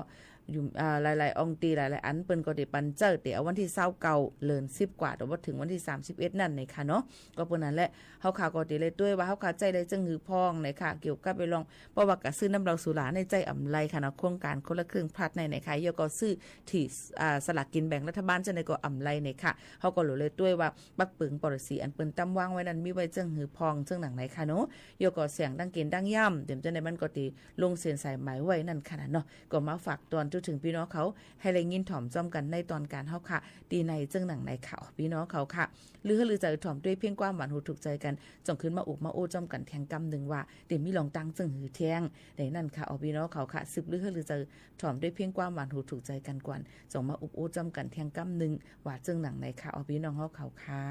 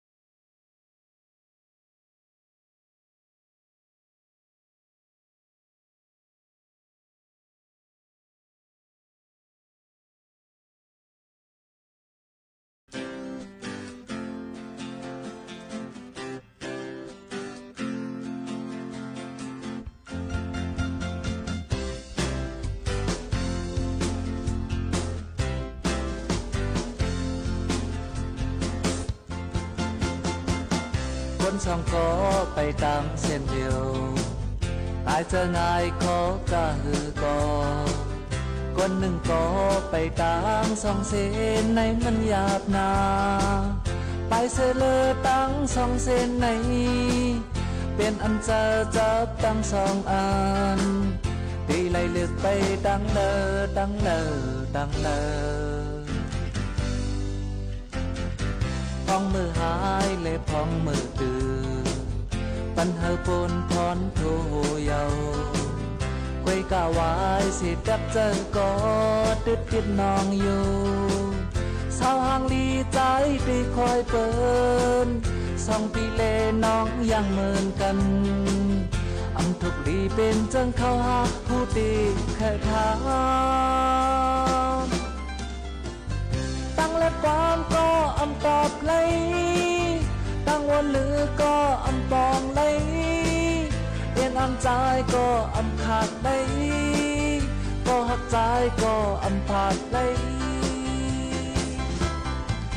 เพราะว่าใจขึ้นมือแบบไหนตีไล่มนต์ซื้อจอมกันกวยกะตามมุ่งน้องอันไว้มาหูตีหายตีเอาลูกยิงหางลีเปินเสเขาเกไฟศึกเสือก่ออำไปถึงที่เฮ็ดเลยมาหันต่อเลี้ยวตั้งและความก็อำตอบเลยตั้งวนหรือก็อำปองได้เอ็นอำใจก็อำขาดได้ก็หักใจก็อำผาดได้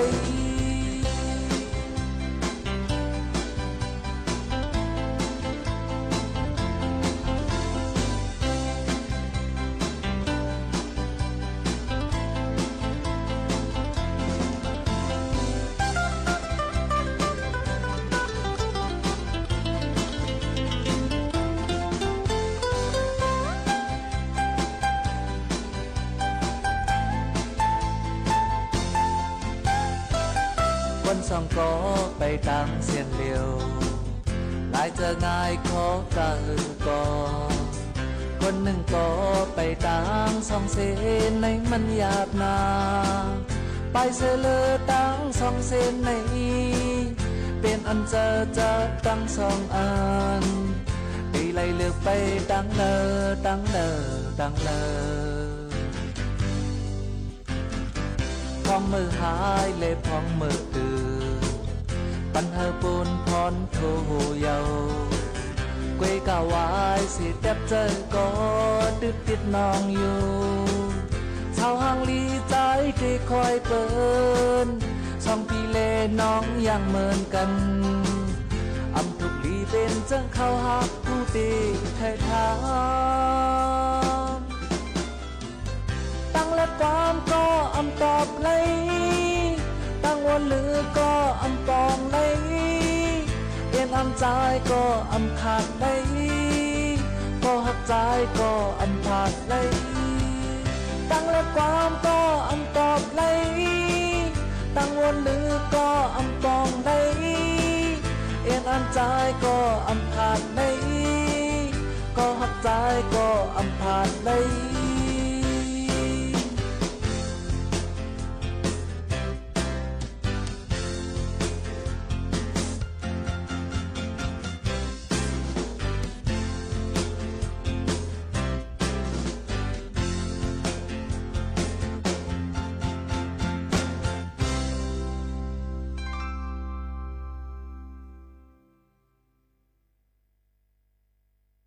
อ๋อค่ะพ่อแม่พี่ๆน้องๆเฮาเขาค่ะเลยหรือเจอถ่อมด้วยเพียงความหวานโหถูกเจอกันตั้งน้ำตั้งหลายในนั่นค่ะเอามาฝากดวนชูถึงพ่อแม่พี่ๆน้องๆเฮาเขาที่ในนั่นค่ะอ๋อพี่น้องเฮาเขาค่ะก็เปิ้นนั่นแลในค่ะเฮาค่ะก็มาอยู่เป็นก็เสจอมกันยาวในนั่นค่ะเนาะดอนตาผู้เลอเพอสิอำว่าในค่ะใครฮู้เลิงจึงหือในค่ะก็กับสืบต้องตักกันเข้ามาไหว้เสค่ะเฮาจัดรายการค่ะเนาะพี่น้องเขาค่ะเพราะว่ามือค่ะตึกจัดรายการอยู่ในอ่ำจังฮับโฟนบ่ฮับเยี่ยวในหน้าการบางอันมันติลูกกวยกว่าจังไหนคะก็พี่น้องเขาค่ะสั่งเจอว่าใครฮู้ใครป่องเจอเนี่ยก็ต้องตักกันเข้ามาไล่ในนั่นค่ะเนาะพี่น้องเฮาเขาค่ะเยี่ยวก็เกี่ยวกับไปลองเฮียงการยันเมืองยำพองตาเหลียวนั่นในค่ะพี่น้องเฮาเขาใครย้อนฝากไว้ปันว่าต ตอนตาแห่งการยันเมืองนั่นในค่ะอันเป็นวัดไหวอันตีอำไปมีอีสังตกหล่นกอลีในค่ะเกี่ยวกับไปลองวัดไหวแห่งการยันเมืองในค่ะตาเหลียวในค่ะภายร่างกรมการจัดหาการงานเขาเปิ้นกอหังเฮียนตอนตาเตเปิดหับลงเซ็นสายหมายในวันที่15ในค่ะเนาะพี่น้องเขาค่ะไล่24โจมองค่ะพี่น้องเขาก็เปิ้นนั้นแลผู้เลยเผยกันลงเซ็นสายหมายไว้จอมเผยตีเลยเสียมาจอมคาเสียอำว่าในจึงเลยปันไว้แคบห่างมาดปงตีนเย่าจิมือหลายลองหลายอันเจ้าในเปิ้นก็เดคัดเจอเสียลันข้อมูลลงทะเบียนกะตั้งออนไลน์สิป้อว่าไลวัดไว้หับห้องอันเป็นไว้เน้มดีเจ้าติขึ้นส่งยืนปันเป็นคักเป็นตอนจังไหนค่ะก็เบอร์นั้นอันที่ยายยืนปันเจ้านั้นในก็เฮาคาก็เตเลยหังเฮียนตอนตาที่ให้ไล่เพิ่ก็เบอร์นั้นมันก็เต็มปองใจหังขาไปไล่คาไหนหังขาไปไล่คาไหนก็เบอร์นั้นแหละเปิ้นตื่นเตลาดว่าปันหมายฝนสู่มาปลาอะไรเฮาเด็กกับสืบหาสู่ป้อมันไหลเป็นคักเป็นตอนจังนั้นอ่ำจะว่าเฮ็ดปันแต่10-20ก่อไว้ค่ะนะมันนำเฮียงน่ะก็บ่นั้นแค่นดอกเฮาป่องใจลองตั้งอันไหนอ่ำป่องใจให้กับสืบมาไว้สิค่ะจัดรายการค่ะเนาะเพราะว่าอย่าไปโทรมาค่ะตักมาพอตักมาเอาขาตันขาติดตอบปันพี่น้องเขาอยู่อ่ำห่างค่ะพี่น้องเขาอันไหนค่ะเนาะแค่นดอกเฮาป่องใจปันกูก็กูก้นเสกัมในนั่นค่ะพี่น้องเขาเกี่ยวกับไปลองวัดไว้แห่งการยานเมืองนั่นในนั่นค่ะพี่น้องเขาค่ะเตรียมมีลองตั้งจึงหือพองหลาเนี่ยค่ะเกี่ยวกับเลยลองวัดไหวแห่งการยันเมืองอันเปิ้นเตเปิดจำหนังมติครมอันเมื่อวันที่19เหลือนทวน82แห่งปลาย25ในม้าในนั่นค่ะเปิ้นก็เตคัดเจอในนั่นค่ะพี่น้องเขาเตเปิดปันเนี่ยค่ะตอนตาได้ยืนย้อนไหวขวางเหตุการณ์ค่ะเยาก็คักตอนที่2เตกะกดแจดด้วยว่าลองถูกแมนมันเป็นไว้จึงหือในค่ะพี่น้องเขาอันที่3ซ้ำเตด้วยในค่ะจำหนังฟิงปักเปิงหมายมีภายจัดหาการงานเปิ้นก็เตด้วยนั่นขณะลงเซ็นใส่หมายลองหลายอันค่ะคักตอนที่4ซ้ำในค่ะที่ได้จ่ายการทำเนียมในนั่นค่ะพี่น้องเขาค่ะก็เปิ้นนั้นในลองตั้งอันนี้ก็เตนัดข่าวย้ำวันเวลาอองตีมันตอนตาได้กะย้อนเฮ็ดไว้ขวางเหตุการณ์คักตอนที่5ซ้ำเตเป็นในนั่นค่ะตอนตาได้เฮ็ดปันวัดไว้สิของวัดไว้เหตุการณ์พี่น้องเขาเตเป็นตา1ปี5การจ่ายมันนั่นเตอำลาดเลยแต่ต่อย้อนเปิดสั่งหลายย้อนเปิดว่า1มันก็เตเฮ็ดไว้กำแก่นป้ายอยู่หลีนั่นตา6เลินมันก็เตเฮ็ดตา1ปีมันก็เตเฮ็ดตาจึงหือในมันเตมีแทงวัดไว้ประกันสังคมมาวัดไว้หลายรองหลายอันจึงไหนค่ะเยอะก็มันก็เตเฮ็ดไว้เหตุการณ์ตอนตา1ปีนะคะมันก็ซ้ำพาสปอร์ตทำไปหมดเลยขึ้นเฮ็ดไว้เหตุการณ์ในการจ่ายมันก็เตมีแทงจึงนั้นก็เปิ้นนั้นแลแค่นตัวพี่น้องเขานั่นต้องถามกว่าที่ก้นอันที่ซับแดงเหมือนพี่น้องของเฮาป่องเจอมันก็เนี่ยว่าหังคานี่ต้องไปเลยค่ะเฮาค่ะหรือเหตุการณ์ใหม่เอาตกการไว้เนี่ยเมื่อสู่อยู่มากเมื่อวัน2วันปนมาก็ยังอยู่ไรละก็เปิ้นนั้นแลเปิ้นก็เฮ็ดจำหนังคักตอนมันมาก็เปิ้นนั้นพี่น้องเขาขามใจเย็นๆค่ะเพราะว่าเลยปันลงเสียนสายไม้เปิ้นเตลงเสียเปิ้นเตห้องปันพี่น้องเขาอยู่อ่ำห้างค่ะเนาะพี่น้องเขาค่ะก็เปิ้นนั้นลองตั้งจะไหนเฮ็ดจอมเปิ้นกวนอันพี่น้องเขาตำเจอนั่นขนาดเนาะก็เอามาฝากปันเปิ้นก็ได้เปิดปันต่อถึงวันที่29ในตั้งวันตั้งคืน24โจมองค่ะพี่น้องเขาอันไหนก็เอามาฝากตวนจุดถึงพี่น้องเขาต่อตาเตได้หยุ่มยำตำเจอในค่ะเปิ้นจ่องกระดาษว่ากะเฮ็ดจอมกวนอันหยุ่มยำตำเจอในนั่นขนาดก้อยกะเพราะว่าข้าวยามันอ่ำไปถึงในเปิ้นก็อ่ำจางเฮ็ดถือก็เปิ้นนั้นแค่นต่อพี่น้องเขาก็ป่องเจอปันเปิ้นอีกนึงในนั่นค่ะอันไหนคาลาดปันกูก็เนี่ยเจิงหนังไหนค่ะเนาะอันนี้ก็เอาย้อนฝากปันพี่น้องเขาเจิงหนังไหนค่ะในก็เพนเกี่ยวกับไปลองวัดไว้เฮียงการยานเมืองในนั่นค่ะพี่น้องเขาค่ะกับในบ่ได้มาตุ้ยแทงในนั่นค่ะเกี่ยวกับเลยลองวัดไว้ในนั่นค่ะมีตีเหลือพองหลาในนั่นค่ะเนาะพี่น้องเขาค่ะอันที่ย้อนไว้วัดไว้ในนั่นค่ะต่างดาวถาวรค่ะ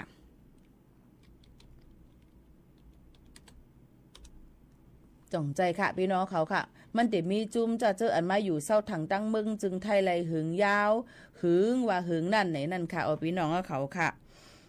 ก็เปิ้นนั้นแหละเต็มีตีเลยเที่ยงตีเปิ้นยืนย้อนกันไว้น้ำในค่ะพี่น้องเขาค่ะเขาขามาด้วยจอมกันอันในตอนตาก้นอันตีมีไว้วัดไว้10 ปีไว้เขียวขอบแรงไว้089ไว้6ไว้8ไว้7ในค่ะเนาะยก็ไว้ปืนตีสูงไว้เขียวขอบแรงเจิมเจิงหนังในค่ะนะมันเตอ่ำกว่าคนเข้าล้อกันพี่น้องเขาอย่ากว่าคนเข้าล้อกันค่ะนะพี่น้องเขาค่ะก็เปิ้นนั้นแหละมันก็มาในมันกวังค่ะเนาะเฮ็ดให้กวังไหนค่ะเยี่ยวก็ตัวเจ้าก็อำไปฮู้ว่าตัวเจ้าก็ไว้ว่าไว้อีสังบ่เปิ้นว่าเฮ็ดว่าเด้อเนี่ยก็เฮ็ดลงกะกูอันนี้ก็ซ้ำไปเจอหนังเก่าในนั้นขนาดเนาะพี่น้องเขาค่ะก็เปิ้นนั้นเปิ้นก็ บอกลาดปันว่าก้นอันเฮ็ดนำเลยเซเปิ้นก็จะมีตีแม่สายค่ะพี่น้องเขาจะมีแม่สายตีตั้งเมืองฝางจึงหนังไหนค่ะเนาะอันนี้ลองตั้งหลายลองหลายอันจะไหนเปิ้นก็ลาดมาไว้เย้าในนั่นค่ะว่ามีก้นเฮ็ดก็นำเนี่ยอันจังหนังไหนค่ะเนาะลองตั้งอันไหนก็เปิ้นนั้นลองย้ำพองตะหลิวก็มันเป็นคักตอนที่หลายลองหลายอันเยอะก็เปิ้นก็ที่มีเจ้าหน้าที่เปิ้นเมื่อได้เปิ้นได้อุบกุมปางกุมกันเนี่ยค่ะเกี่ยวกับเลยลวงอีสังหลาเนี่ยค่ะตั้งเมืองจึงไทยย้ำพองตะหลิวนั่นเปิ้นได้อุบกุมปางกุมกันเนี่ยค่ะเกี่ยวกับเลยลวงว่าเผยเฮ็ดพิษปักเปิงไม้มีเผยเฮ็ดลองกินซิกตอกจอกเนื้อคาวานก้นเมืองเจิมเจ้าหนังไหนเมื่อได้เปิ้นได้มีปังกุมกันเสเปิ้นก็ติหางเฮียนติค่ายอองตีนากันก็นั่นกว่าอยู่ที่นั่นก็ไหนก็อยู่ที่นั่นเจ้าหนังไหนค่ะอ๋อก็เปิ้นอะไรตั้งเมืองจึงไทยไหนนะคะอยู่ก็ได้เป็นตีเต้ๆวาก็ติเลยคึงปองให้สร้างนั่นขนาดเนาะเปิ้นติปังกุมกันนั่นขนาดภายกระทรวงมหาดไทยนั่นค่ะเปิ้นก็ติแต่งตั้งยกย้ายหลายห้องการหลายตีเอามาได้เป็นปลัดอธิบดีเนี่ยค่ะผู้กวน7 วันเนี่ยค่ะผู้ตรวจการเนี่ยค่ะก็ติมีเผยจึงหือเนี่ยก็เปิ้นก็ติเจอค่ายกันกว่ามาจึงหนังไหนค่ะอ๋อพี่น้องเขาค่ะลองตั้งอันไหนค่ะนะนี่ก็เป็นลองคืบหน้าลองนาเฮ็ดนาการเผยมั่นจึงหนังไหนค่ะก็เปิ้นอันได้หลายลองหลายอันมาเฮาก็ตื่นดูเลยฮู้คือตันนั่นค่ะเนาะว่าติเป็นจึงหือไว้พองหนังหือมันบ่ติคือตันนั่นจึงหนังไหนค่ะอ๋อพี่น้องเขาค่ะกำได้มาด้วยแทงอันนึงในนั่นค่ะอ๋อพี่น้องเขาค่ะเกี่ยวกับเลยลองย่ำพองตะเหลวนั่นในคณะก็ได้มีแทงในนั่นค่ะว่าเปิ้นก็คึงปองให้สร้างเกี่ยวกับเลยลองอองตีเกี่ยวกับเลยลองอองตีอยู่ที่เซายก็ก้นอันเป็นเจ้าเสียง5ก้นขายตั้งขาย5ในนั่นค่ะเกี่ยวกับเลยลองจึงหนังว่าคนละครึ่งในนะครับหน่อยใจในก็เป็นก็คึงปองให้สร้างค่ะมาตัวค่ะว่าภายดังผู้กวน7 วันเก่งไฮเนี่ยค่ะเนาะอันเป็นนายรัชพลนราดิศรนั่นเนี่ยค่ะอันรักษาอันเหตุการณ์ไว้เป็นผู้กวน7 วันไว้ดูเก่งไฮค่ายมาตีเป็นผู้กวน7 วันเก่งใหม่ค่ะเยาก็เข้าตึกไหลผู้กวน7 วันก็อำหึงไว้ค่ะนะอันเป็นนายทศพลเพื่อนอุดมเนี่ยค่ะผู้กวน7 วันเก่งใหม่เนี่ยเตค่ายกว่าเป็นผู้ตรวจการผู้ตรวจราชการกระทรวงมหาดไทยเนี่ยค่ะแต่เหลียวในก้นอันเหตุการณ์หับกันคุณครับเปิ้นก็ตีค่ายกันกว่าค่ายกันมาตีถึงเยี่ยวตีหนึ่งหนังหือปติมีลองกินจิ๊กดอกจ้องเนื้อกันในลองนาการไผ่มันจังหนังไหนค่ะก็บนนั้นลองตาอันไหนก็ข้าจะเอามาฝากปันปอแม่ปีน้องๆเขาให้เลยยินถ่อมจ้อมกันในตอนการเขาค่ะจังหนังไหนค่ะอ๋อพี่น้องเขาค่ะหรือใจถ่อมด้วยแทงเพียงกว่ามันหูถูกใจกันก่อนจงขึ้นมาอุบมาโอ้จ้ำกันแทงกับนึงในนั่นค่ะอ๋อถ่อมได้เพียงความเปี่ยวมน1เพียงความค่ะนะพี่น้องเขาก็ที่เป็นเพียงความอันใดชื่อว่าเหมือนหนังว่าในนั่นค่ะพี่น้องเขาค่ะสืบยินถ่อมตัวค่ะก้ามปุกในเด็กก็ยินกันหึงค่ะเนาะเผื่อว่ามาหาพาน้องขลับพี่น้องเขาอุ้ย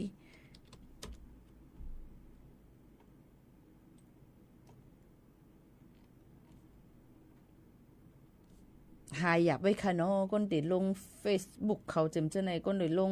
YouTube เขาเจมเจในก็เนาะติเฮ็ดฮือลีนายมาถ่อมด้วยค่ะ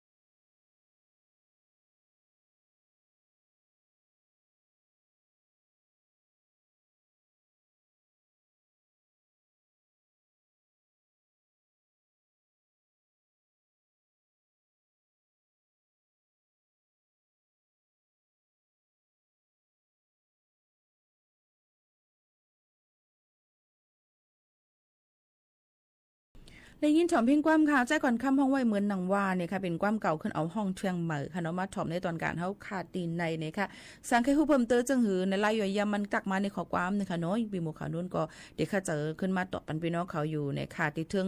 ห้ามถึงหานี่ก็อยู่ที่ว่านาการพี่หมู่แทงกำอ่อนนึงตะเหลียวในมันนาการนำเฮียงเนี่ยเนี่ยค่ะเนาะก็ปานนั้นค่ะ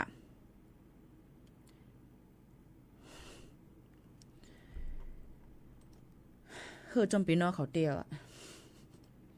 แต่ได้ถามมาในนั้นค่ะไม่ซุงค่าเสียนใจ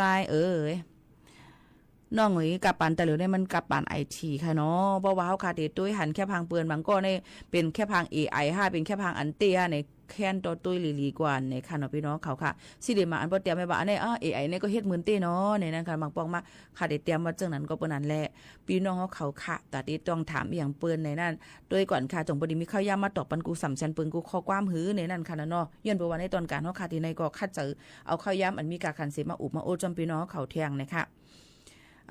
ก็จามด้วยน้ำกัดพี่น้องเขานั่นขนาดโนว่ามีน้ำกัดหมอกกะหือเกี่ยวกับไปลองกันด้วยแค่พังเปิ้นนั่นจังไหนค่ะเอาที่พี่น้องเขาเตียบตัดเสียนใจว่านี่ค่ะเนาะเสียนใจเนาะเพราะว่าวนหันจังหือก็เป็นจังนั้นเดียวค่ะแล้วก็ลองน้ำกัดตั้งเขียนในเฮาค่ะกติกา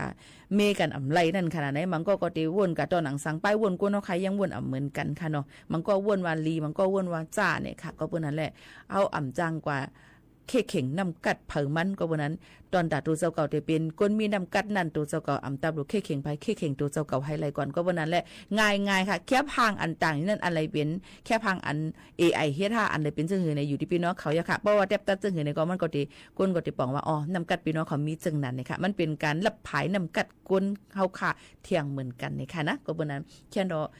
รับน้ำผายน้ำกัดทั้งไผ่ทั้งมันเนี่ยค่ะเนาะพี่น้องเขาว่าอะไรเป็นลองเต้5อันเลยมันจะเต้5จึงหนังไหนค่ะเนาะก็ตัวเหตุก็แทบตัดกว่าให้เตรียมมันเนลัดเนก็เลยค่ะนะเฮาเดเลยฮู้ว่าพี่น้องเขามีน้ำกัดหมอกกาคือในนั้นค่ะพี่น้องเขาค่ะ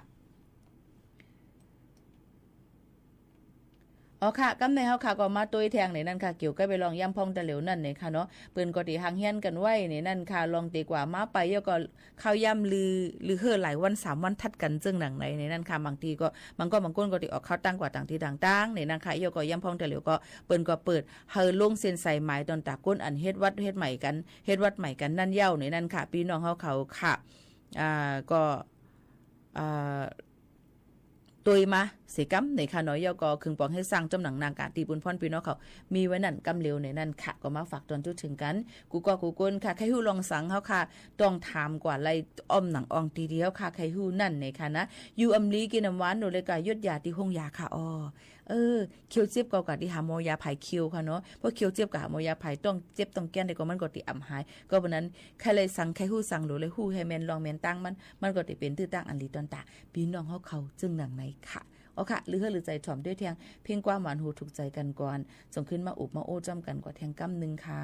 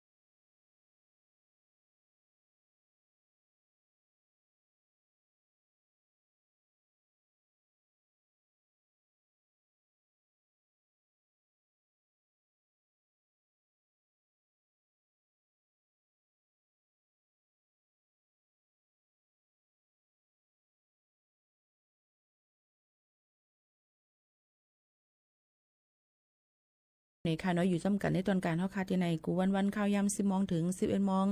กลางเหนือกลางค่ำอยู่เป็นอ้อยก้อยเสียจำพี่น้องเขาดีห้องปล่อยสิง AM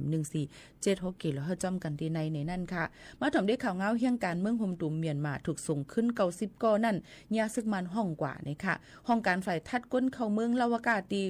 ระนองปืนเผาไว้ว่าป่นมาเมื่อวันที่9เดือนธันวาคม12เฮงปลาย25ย่ำกลางวันหมอก11 โมงครึ่งนั่นมีภูมิปุนพรไผ่ไทยเขาเลยส่งโตแห่งการยานมึงในนั่นค่ะโฮมตุ่มหมอก90ก่ออันตกคอกดีระนองนั่นปันภูมิปุนพรตีตาเฮอเวงเกาะ2ไผ่มึงโฮมตุ่มนั่นในคาอกวนมึงก็ละร้อยย้อนตั้งพิษหลายรองหลายตั้งแห่งการยันเมืองโฮมตุ่มเขาเลยตกคอกตีเวงระนองจึงไทยเย้าถึงวันออกมาแลภูมิปุนพรเขาเลยส่งโตแห่งการจ่าย81ก่อยิงเก่าก็จู้ไผ่เวงเกาะ2ค่ะเลยฮู้ว่าซึ่งมันตับคาระยะ262อันปักตีวาน6ลักนั่นนะคะมาห้องเอาเจอเขากว่าก้นปั่นเงินไรเป็นแหนบลงมันกล้วยอันหลอดขึ้นในนั่นค่ะมันใจขึ้นลาดว่าในเขา90ก้อนนั่นก้นหลอดมามีหลายก็ได้อ่ำหู้กำพองถูกห้องกว่าในตับนั่นเสปอแม่พี่น้องขึ้นเลยเอาเงินกว่าถุดตัวออกมาขึ้นก็มีในนั่นค่ะพี่น้องเขาป่นมาแทงวันที่แทง23นั่นก็เลือนเก่าป่นมาแห่งการเมืองโฮมตุ่ม1ปัก45ก็ตกคอกที่เว้งระนองก็ถึงมันออกมาเจ้าหน้าที่ภายไทยก็ส่งปอกมือขึ้นตีตาเฮือภายเว้งก็2เมืองโฮมตุ่มแทงในนั่นค่ะเพราะเป็นแห่งการอายุอาศักเต็มเขาตั้งกันตาหาบการซึกในจึงตับซึกมันเขามาตียอบห้องกว่าพึกปันการซึกตีห้องพึกการซึกเขานั้นกำเหลียวก็ได้เลยว่าเปิ้นก็หลู่แห่งการซึกเปิ้นนำแหละย่ำพองตะเหลียวลองอยู่สร้างกินเศร้าตั้งเมืองโฮมตุมก็อยากคันเจอมาเรียวก็เลยไปมาตั้งนำตั้งหลายจึงหนังในค่ะก็บนนั้นลองตั้งเจ้าในกูลองกูอันให้ฟังอยู่ฟังกินกันในค่ะยก็เขาย้ำอันเป็นเฮ็ดวัดเฮ็ดไหวพี่น้องเขามีเงินยก็หางเฮียนตู่หางเฮียนเจอกันให้พร้อมตอนตัดที่เฮ็ดวัดเฮ็ดไหวกันเฮาบ่เต็มทนเพราะวันไรเปิ้นขึ้นเด็กกับสืบหาพี่น้องเขาอยู่อ่ำห่างเป็นคักเป็นตอนกว่าอ่ำใจว่าเฮ็ดกว่าอย่าปอกเฮ็ดก็ไล่กำเหลียวอ่ำใจมันเต็มมีแทงเฮ็ดอันไหนก่อนแทงจุ่มติเฮ็ดแทงคักตอนไหนก่อนขึ้นติแทงคักตอนจึงไหนก่อนพี่น้องเขาก็ห่างเฮียนกันไว้ให้ตัวตันเสกำค่ะตอนดันในวันเมื่อในเขายิ่งโมขาวนนผัดยันพี่น้องเขาเมื่อกว่ากว่าเนี่ยค่ะจ่องขึ้นมาหบมาทบจอมพี่น้องเขาเทียงค่ะนะยินโจมขอบใจกูก็กูก้นที่เอาข้าวยามมีกาขันมาถ่อมจอมกันในตอนการเฮาคาที่ในเฮาอยู่ลีก้างยานเพเขียนกันกูก็กูก้นเสผัดยันปอแม่ปีน้องๆเฮาเขาเมื่อกว่าก่อนเนี่ยค่ะจ่องขึ้นมาหบมาทบจอมพี่น้องเขาเทียงค่ะนะยินโจมขอบใจกูก็กูก้นค่ะผัดยันเมื่อก่อนค่ะเหมอสูงค่ะ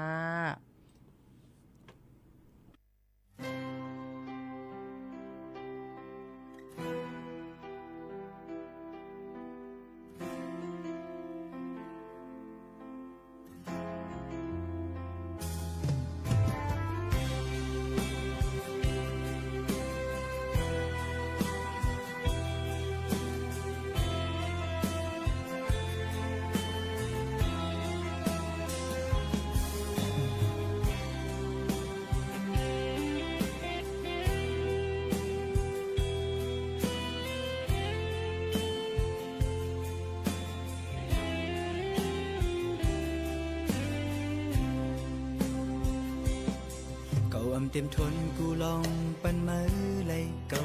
ตัวอยู่ปันตังเสือเลยกูเจอมือมาเคยเป็นปานภาวะปานคำอุ้งเอามือมาห่มตุกจอมก็เปื้อหักหน้าเลือเจอหือกังมือเลยตีเนื้ออกผ่านวันเก่าตาเตเป็นเลยนั่งเจอมือซื้อเก่าคัดแห่งอยู่เฮอมืออยากเจอไม่มือหน้าเก่าอ่านไว้อยู่ตาหน้าเห็นหาตีมนดีปุ่นพรไว้เนื้อก็ใจภายปุ่นมือนั้นอย่าโกสังปันข้าวยามใจเอาตังหักมีเนื้อมือในเฮ็ดเฮาดีสุดวันเนื้ย้ำมือแลดไม่ถึงที่คงขอแห่งเขามองนำกัดเฮามายืนปันฝนย้ำตัวกัดสั่นถึงใจก็เก่าย้อนซออกอุ่นก็มาหูข้าวต่างอันหยาบน้ำตีจุกแดงจีบให้เป็นหังเก่า âm cô âm hè cầu tế bên sông âmย้อนsang mơ lơ nưng ăn hơ bắn trái khờย้อนhơ mơ bong tới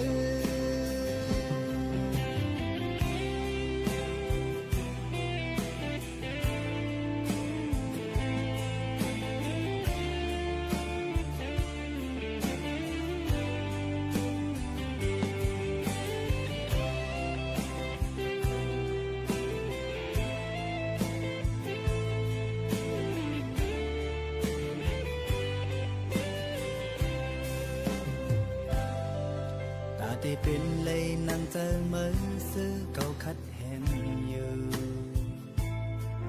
อำเภอเมื่ออยากเจอไม่เหมือนหน้าเก่าอ่านไว้อยู่ตาหน้าเห็นห้าตีมนดี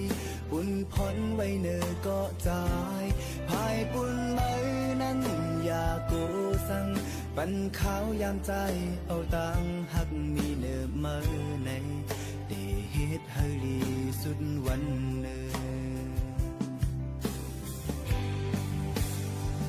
ย้ำมือแลดไม่ถึงตีกงขอแห่งเก้าอมองนำกัดเฮาเมื่อยินปันฝนย้ำตัวกัดสั่นถึงใจก็เก้าอำย้อนซออกอุ่นก็มาหูข้าวต่างอันหยาบน้ำตีจุกแดงเจ็บเฮาเป็นหังเก่าcô âm hè cầu tế bên sangย้อนsang mơ lơ nưng ăn hơi bắn trái khờย้อนhơi mơ bong tớiย้ำมือแลดไม่ถึงตีกงขอแห่งเก้ามองนำกัดเฮาเมื่อยินปันฝนย้ำตัวกัดสั่นถึงเจอก็เก้าย้อนซออกอุ่นก็มาหูข้าวต่างอันหยาบน้ำตีจุกแดงเจ็บเฮาเป็นหังเก่าโกแห่เก่าเตเป็นสังย้อนสั่งเมื่อเลอหนึ่งอันเฮาบันใจเขาย้อนเฮาเมื่อปองเจอ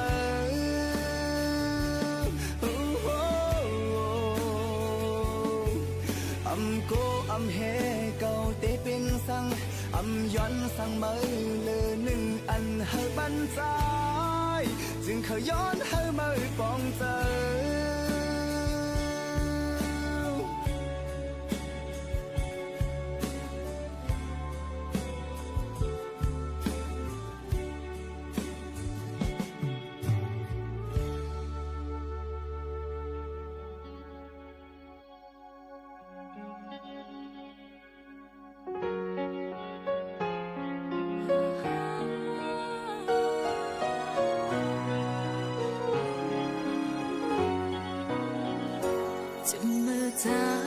เข้ามาในบ้านนางนองหูอยู่ว่าตีมาบันตังไม่ปันนางก็อำจางห้ามสิเลยตั้งหักตีนักเจอก็พายาเมืองยาวเฮงอยากเจออำหึงนานมาใจออกขึ้นยานจะไปมีผลต่อคนไข้ที่เราเรียกว่ากลุ่มเปราะบางถ้าไม่ได้ดูแลใกล้ชิดเนี่ยต้องจะยังไม่แนะนำอะค่ะให้แนะนำตามคุณหมอใช้การดูดเสมหะค่ะแต่ตอนนี้ก็หรือไม่ค่ะอะไรนะตอนนี้คือผู้ป่วยเขาไอเองได้แล้วเราไม่ต้องดูดเสมหะแล้วถ้าอย่างนั้นก็มะนาวน้ำผึ้งเกลือนี่แหละค่ะเอามะนาวน้ำผึ้งเกลือตะไคร้นะคะต้มน้ำตะไคร้นะบีบมะนาวใส่นิดนึงเติมน้ำผึ้งเติมเกลือหรือว่ามีใบกระเพราแล้วก็ต้มน้ำกระเพราใส่มะนาวแล้วก็เติมเกลือไปนิดนึงใส่น้ำผึ้งไปหน่อยนึงให้อร่อยก็จะช่วยทำให้ไอได้ง่ายแล้วก็หายใจโล่งขึ้นด้วยค่ะครับโอเคเนาะแนะนำได้ประมาณนี้นะเวลาหมดนะครับค่ะขอบคุณมากครับยินดีครับสวัสดีครับสวัสดีครับสวัสดีครับโอเคครับสวัสดีครับดร.ครับสวัสดีครับสวัสดีค่ะขอบคุณค่ะครับต่อเนื่องสู่การพัฒนาที่ยั่งยืนเพื่อให้เกษตรกรสามารถดำเนินชีวิตได้อย่างมั่นคงด้วยหลักเศรษฐกิจพอเพียงศาสตร์พระราชาปวงประชาเปี่ยมสุข อาชญากรรมออนไลน์ความท้าทายและโจทย์ใหญ่ของประชาคมอาเซียนที่ต้องผนึกกำลังกันรับมือภัยไซเบอร์ในภูมิภาคผ่านกรอบความร่วมมือสู่โรดแมพ 4P Preventing ป้องกันการแทรกองค์กรอาชญากรรม Pursuing นำคนผิดเข้าสู่กระบวนการยุติธรรม Protecting ปกป้องเหยื่อและกลุ่มเปราะบาง